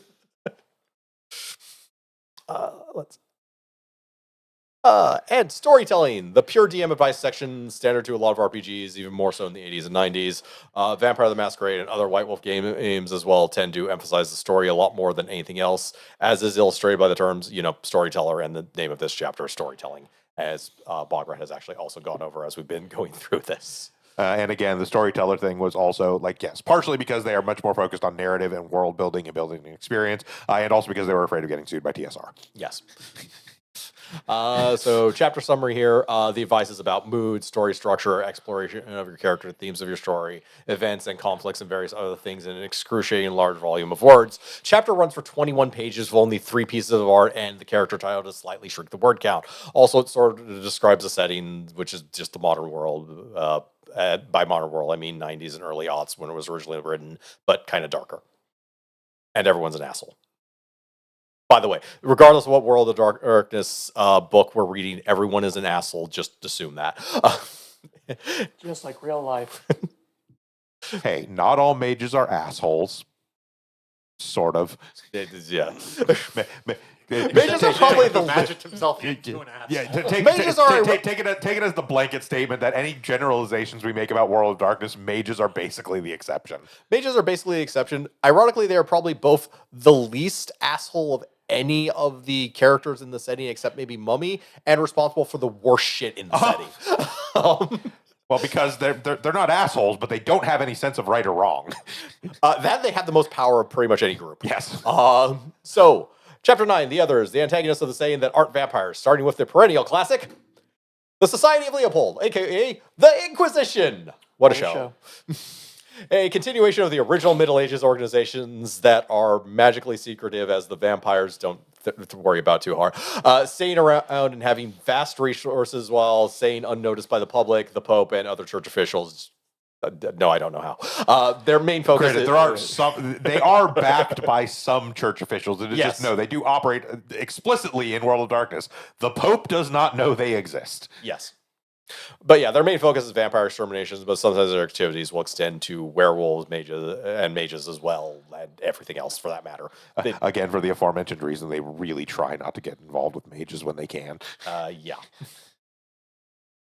Partially because mages aren't really doing anything that would necessitate their intervention, and also because if they do have to intervene, God, it's not going to end well. Like, they will hunt out vampires. If they hear about werewolves or mages, they may give it a look. Their main focus is vampires. But yeah. Also in this section is true faith, which, as a general rule, holy symbols don't work on vampires. The exception is an individual who possesses true faith and have the power to mess with supernatural, all supernaturals, especially vampires. True faith is not based on any single religion, so holy symbols can be anything from crosses to sutras to beanie babies. Yeah, so again, the thing that affects supernaturals is not the symbol, it is the faith. Yeah. So just like grabbing a cross and waving that a vampire does fuck all. My vision is now just an inquisitor of a box full of babies talking to a vampire. It wasn't That's just a bubble!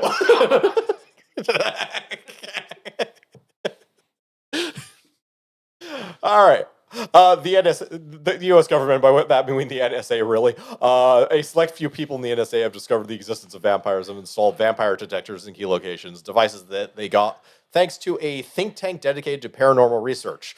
This is kind of impressive and completely fucking pointless. They could have used infrared cameras as K8s are room temperature corpses. The book points this out explicitly. That's the only reason I put that paragraph there. Yes, the book does actually call them out on being stupid and just being like, just use thermal cameras, dude. Yeah, it's not actually that hard to detect a vampire. It is worth We have noting. to justify our budget. It is worth noting that while Also, the it's actually just a thermal camera. Yeah. it is worth noting that while the Inquisition is very focused on the elimination and destruction of all vampires, this section, the NSA section that is like involved with this, actually wants to capture and research them Yeah. and like weaponize them. They also want to keep them away from the pure centers of power, like the president and the Well, yeah. Senate, etc. But they are mostly focused on, well, shit, these things have like superpowers that could be super useful to us. We're going to capture them and find out how they work. Yeah. Also, vampires are like shadowy manipulators. Yeah, they don't embrace a senator. That's fucking stupid. They're trying to hide, not try and control all of human society. Yeah, again, They're the welcome to try. Senator Boon Boon is more than capable of dealing with any vampires. And again, that's one of those things where it's like the closest they ever get to that is like the Ventru, but even the Ventru are like, no, we're not going to embrace somebody who's like going to be really quickly noticed. Like, hey, why don't you ever leave your house before 6 p.m.? Why do you Batman. never show up to our midday meetings? Yeah. Technically speaking, so it was touched upon somewhat earlier. Technically speaking, vampires can be active during the day. It is just that there's a lot of like restrictions and hoops they have to jump through to make it happen. And instinctually, they want to sleep. Yeah. Again, another weakness I forgot to go over was the Zimache one. It's even more so for them because they actually have to sleep in the soil of their homeland. Yeah, they have that Yeah. Dracula thing. Yeah. Again, like I said, it's all kind of divided up across a bunch of different lands. Let's see. The Arcanum. Nerds! Yep, another secret society. This one in the pursuit of supernatural knowledge and the unknown. Vampires notably dislike being known and have responded with violence, which has prompted a few Secretly. yes, who double secretly act, seeing vampires as dangerous and sometimes genocidal, like the Sabbat. It's mainly the Sabbat, usually by tattling on them into the Inquisition, though this is not most of the organization. Most of the organization is still basically just study. It's worth noting, looping back to this, mages also often deal with the Arcanum, but more so in an, oh, isn't that cute kind of way. Yeah. Werewolves have their whole own game system in the World of Darkness, so we'll mostly be saving them for later. As far as vampires are concerned, werewolves are dangerous, enduring, and prone to extreme bouts of violence with no love for kindred whatsoever. By the way, by extreme bouts of violence, I mean even more so than vampires. Yeah. So you're discussing the werewolves. Where are the werewolves? Over there. In the same way that like vampires have the frenzy mechanic, werewolves have a similar mechanic. To theirs is way easier to trigger. Yeah, it's called rage. It takes the place of their humanity. They turn to the stereotypical werewolf and fuck things up. Yes. So mechanically, the most feeble and nerdy werewolf is an incredibly dangerous threat in raw combat to any vampire that is not a powerful elder. But vampire disciplines are actually more potent than the werewolf equivalent. Basically, the best defense against a vampire or against a werewolf is probably knowing obfuscate and running the fuck away. Yeah, because Not going to leave. because the minute a werewolf lays hands on a vampire, that vampire is in a bad situation. Also, and probably the most dangerous part of werewolves is a pack of vampires will find a single werewolf difficult. Werewolves travel in packs. So it is worth noting at this point. So we do bring up they have their own whole system. One of the things about original, like classic World of Darkness, as opposed to New World / Chronicles of Darkness, these systems are not intended to be like played together. Vampire is intended to be played as vampire. Werewolf is intended to be played as werewolf. Mage is intended to be played as mage. Now, while there is a lot of crossover for the basic systems, they are not ever really intended to be played as like a, hey, like these are all really, like they are technically taking place in the same world. But like in this instance, you have a stat block here for werewolves. These are the stats you are intended to use for werewolves when they occur in vampire. You are not intended to go over to the werewolf book and build a werewolf to then be in vampire. Yeah. You can run a game which is cross systems where you have a bunch of different players playing a bunch of different things, and this mostly works if you're, for example, not really focusing much on combat and are almost purely focused on story and various bits there. Yeah, it was not the intention of the games as designed, and as soon as numbers become a thing, it becomes wildly unbalanced, especially if there's a mage involved. Yeah, mage is really the thing that actually tilts the system in the wrong direction. You could actually have a party of mixed vampires and werewolves, ignoring the fact that How? How? Because werewolves want to rip every vampire to shreds. But a vampire could get along with a werewolf. A werewolf will not get along with a vampire. I don't know. Movies have taught me otherwise. Yeah, no, not in World of Darkness, bro. Not a thing. Yeah. But in the very And hypothetical, nobody gets along with Prometheans, but we'll talk about Chronicles of Darkness at some point. yeah, Chronicles of Darkness is way later. But yeah, if you're not like a fully like combat focused game, it will still be relatively balanced because again, vampire disciplines are just more powerful when you're doing stuff that's like not combat, basically. Yeah. Let's see. Magi also have their own whole game system, though this also kind of covers head mages as well as much as true mages, as almost no one who isn't awakened can tell the difference most of the time until they get turned into a lawn chair or something. Interestingly enough, head mage and thaumaturgy work. Vampires. Huh? He only does that to vampires. Yeah. But interestingly enough, hedge magic and thaumaturgy work in similar ways. To the main difference being one tends to use blood, but they're really kind of the same system of like you learn specific thing, you learn a specific rote thing that produces a specific rote effect. True magic, on the other hand, is absolute nonsense, and we'll leave that for later. There is no formula to true magic; you just do the thing. And the thing is whatever the fuck you can justify doing. Let's see. Fae and Ghosts also have their own books, Changeling the Dreaming and Wraith the Oblivion, which also have 20th anniversary versions of, thankfully. In a vampire campaign, you can pretty much just use these as NPCs, and I'd advise against building either of them in their own system. Oh God, please don't do that. So as to not drive yourself crazy with unnecessary cognitive load. A werewolf is simple enough to run, even if you are actually using the werewolf system. You're probably better off using the shortcuts in this book. A wraith is a nightmare, and changelings are a little better, but not much. Let's see. Demons has actually accounted for the demon, the fallen. So you have basically the fallen demons, which the earthbound demons, as well as the bitches in the deep umbra.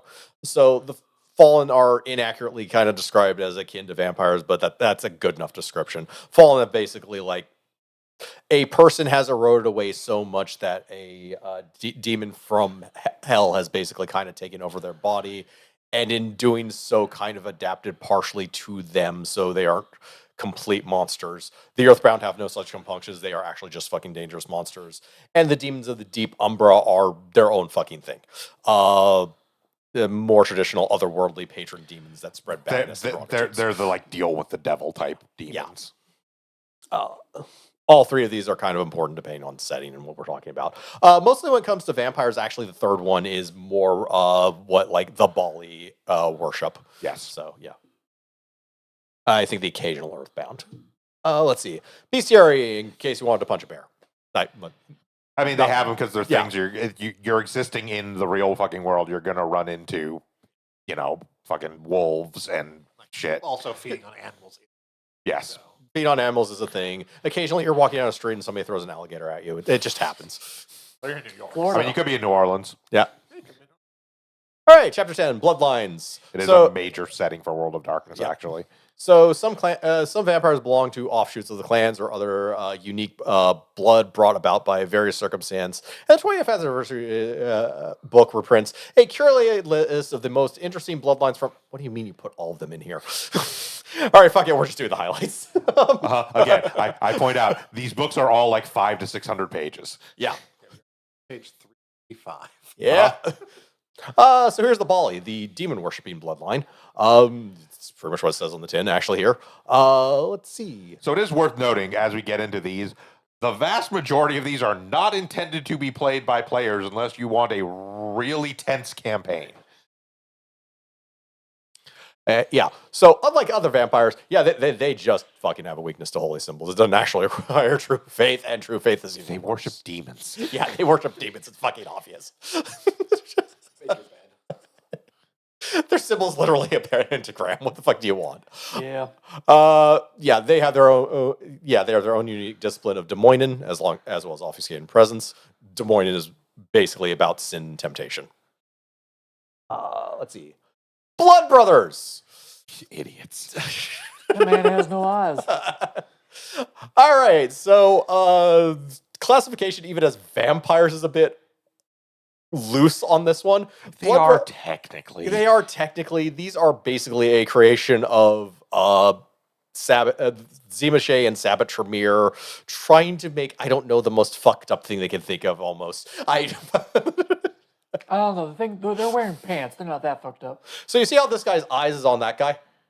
Oh, I hadn't noticed they'd moved. Yeah. I just thought he had no eyes. Yeah, these are loyal foot soldiers for the Sabbat, which are mostly deployed kind of. They basically make broods of them and deploy them as shock troops. They are not intelligent, at least, as you can kind of tell by their stereotype quotes. Let's see. Gargoyles. Cue the theme. Just keep David. Stone by day, warriors by night. I would say ash by Yes. day, but not actually. They're one of the few that can. Yes, they have a fair amount of resistance to daylight. Not just that; it's actually one of the unique things of their two clan disciplines. They actually have two unique clan disciplines. So gargoyles are a unique creation of the Tremere because when they were fighting three clans, they needed some foot soldiers, so they decided to take captured. Let's see, it was Gangrel, Zimashay, and what was the third one? Nosferatu. Yeah. And I don't know, combine them and mix them with blood magic. And here we go. Here's a gargoyle. It's also why their clan symbol actually looks kind of like the Tremere symbol. Please note, they fucking hate the Tremere. They absolutely hate the Tremere. Yeah, so they were initially slaves of the Tremere, and once they got free, yeah, they're currently members of the Camarilla, and they still hate the Tremere. Fair. Yeah, their clan weakness is that they look like that. What do you fucking want? Yeah. Also, I believe their willpower score. Yeah, they're harder. They're more susceptible to like mind control, basically, because of how they were built. Notably, their clan disciplines are both fucking. I can't even remember how that word is pronounced. Viscerotica There we go. Viscerotica. and flight. Yeah, Viscerotica is about being a fucking stone gargoyle. There is literally, I don't remember at what level, but there is literally a power that will actually let them rest in sunlight. They're just a stone gargoyle for that period. And flight is pretty much what it says on the tin. Like, the first rank, I believe, you can glide, and past that, you actually start being able to fly in overly complicated details of how long it takes you to take off and land, and stuff like that. Let's see. The Nagaraha, one of the Ptolemaic. the Black Hand. Yeah. Palma, Hera, whatever. Fucking Ptolemy-Ra. the true Ptolemaic. Black Hand. Yeah. But yeah, they're one of the additional true Black Hand bloodlines. There's also some post that incorporation, and they are probably one of the hardest vampires to actually fucking run. So their weakness is they have to eat as much flesh as they drink blood. Again, most of these are not really intended to be played by players. No.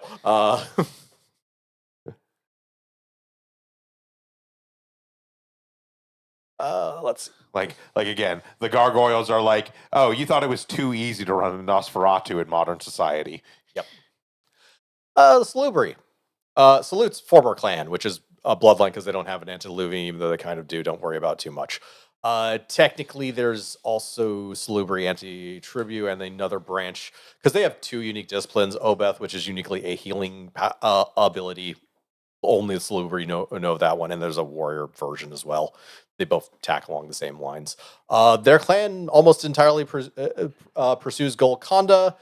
The fluff has changed a little bit here, but in the old fluff, there are precisely, I think there was like 7 surviving Salubri. Something like that, yeah. Once one achieved Golconda, they would find a successor, embrace them, and have them deloberize that Salubri after setting them on the path of Golconda. So it was just kind of a weird rotating cycle. Yeah, their big weakness is they can't feed on the unwilling. Basically, the older you get into vampire, the more Golconda and the Salubri and Salute are seen as like untarnished good, and that darkens over time because it's the world of darkness and they want everything to be tarnished.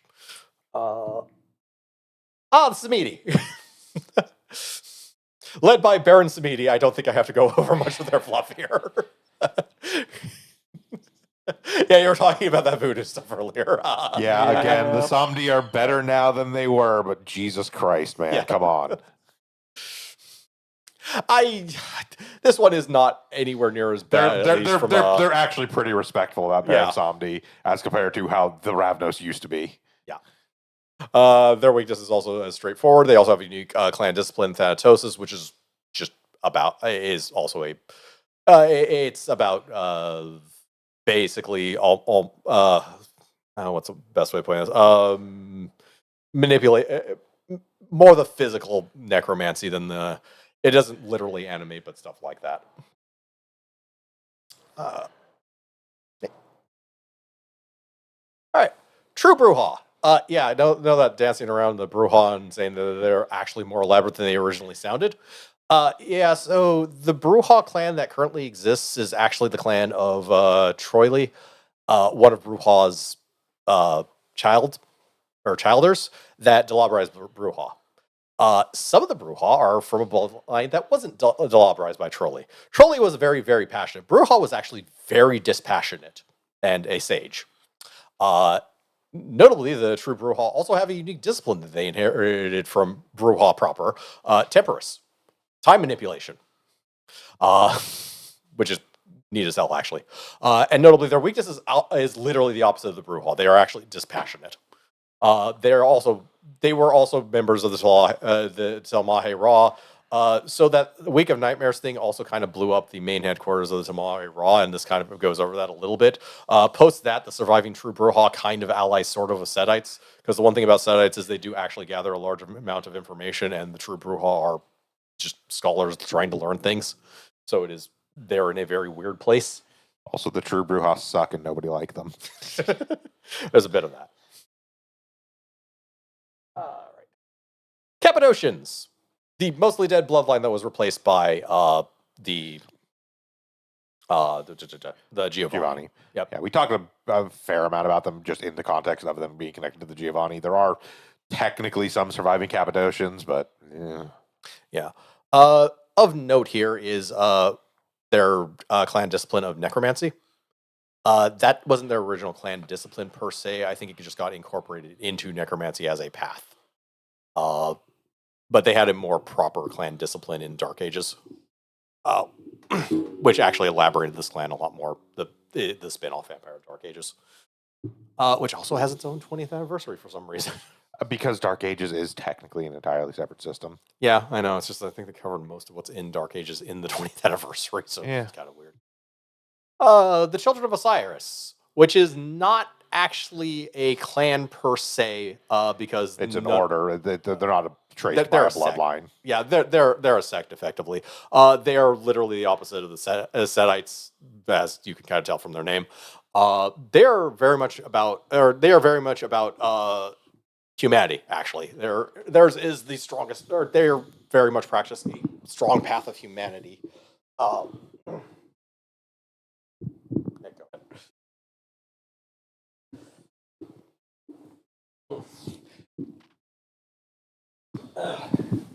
But excuse me for a second.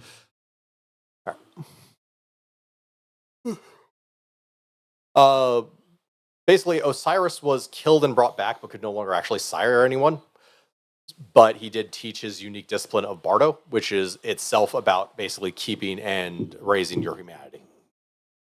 But yeah, none of the members of this clan are actually a member of that clan. They're a member of another clan that has learned Bardo. Yeah, you can even see in their clan disciplines and weaknesses explicitly. They have whatever clan disciplines and weaknesses of their actual original clan. They also have Bardo. Yep. Let's see. Also in here are just variations on the blood. It goes over like the anti-tribu. And notably, you can also be an anti-tribu in the Sabbat and belong to like an independent clan like the Assamites. etc. There's also various other disciplines like some Assamites actually practice sorcery, hence why they have the ritual that can lower generations if they get enough blood from other vampire clans, stuff like that. And the appendix. Hey, I finally found where the merits and flaws are for which are important for character creation. So this is technically an optional rule, though I've never played without it, honestly. I don't think anyone ever has. It's so fucking intrinsic to the actual character creation process. I guess if you were trying to keep it simpler, I don't fucking know this game is simple enough to make a character in. It's 5 minutes on the back of a fucking pizza box. Thoughts, and you're good. Yeah. Let's see. Goal character creation. Notably, this also lets you make revenants, which are hereditary goals, and uses by the way, the hereditary revenants exist because of Zimache, in case you're wondering, and they are very much they are very much kind of incestuous families. Yeah. They also hate each other. But yeah, this uses the mortal abilities, attributes, and freebie points for character creation instead of the like basically supernatural one that everyone else will use. So they get 6, 4, and 3 for attributes, 11, 7, and 4 for abilities. But their freebie points are 21 instead of 15. Yeah, they so basically have get 6. to buy with. They get 6 extra freebie points, but have essentially 1 dot lower in most things. Yeah. They're short starting dots, but they get more freebies.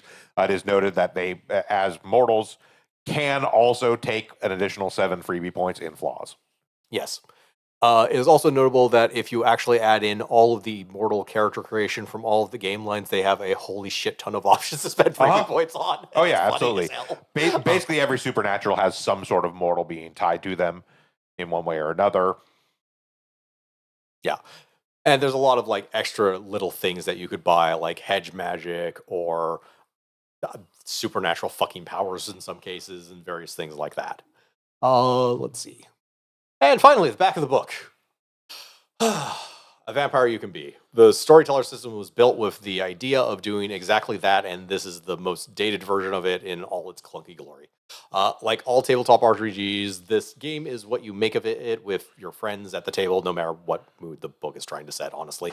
Also, the more I look at the setting, the more suspension of disbelief to the Masquerade requires. How the hell have these idiots kept themselves secret? And Ed runs in fear every time someone smokes a pipe. Little incongruities aside, yeah. Finally reached the end of this thing. Anyone else have some closing thoughts? Yeah, I mean, I've kind of explained it. Like the World of Darkness succeeds very well at what it sets out to do. And again, what the intention of that was White Wolf set out to make a system that was more about narrative and world building and setting a tone than it was about making an actual, like, thoroughly competent mechanical game. Now, it's not to say that it's incompetent. It still works well enough. But yeah, there are definitely things in there that they didn't really think all the way through on, or that could have been better refined. Even as far as we get to in the 20th anniversary edition, where they've gone through revisions multiple times, there's still a lot of clunkiness there. But it's because the mechanics aren't the important part of World of Darkness and never have been and never will be. The one time they actually did focus more on making the mechanics more stable and understandable, which was New World of Darkness / Chronicles of Darkness, is generally speaking pretty much hated by everyone that was actually fans of the World of Darkness.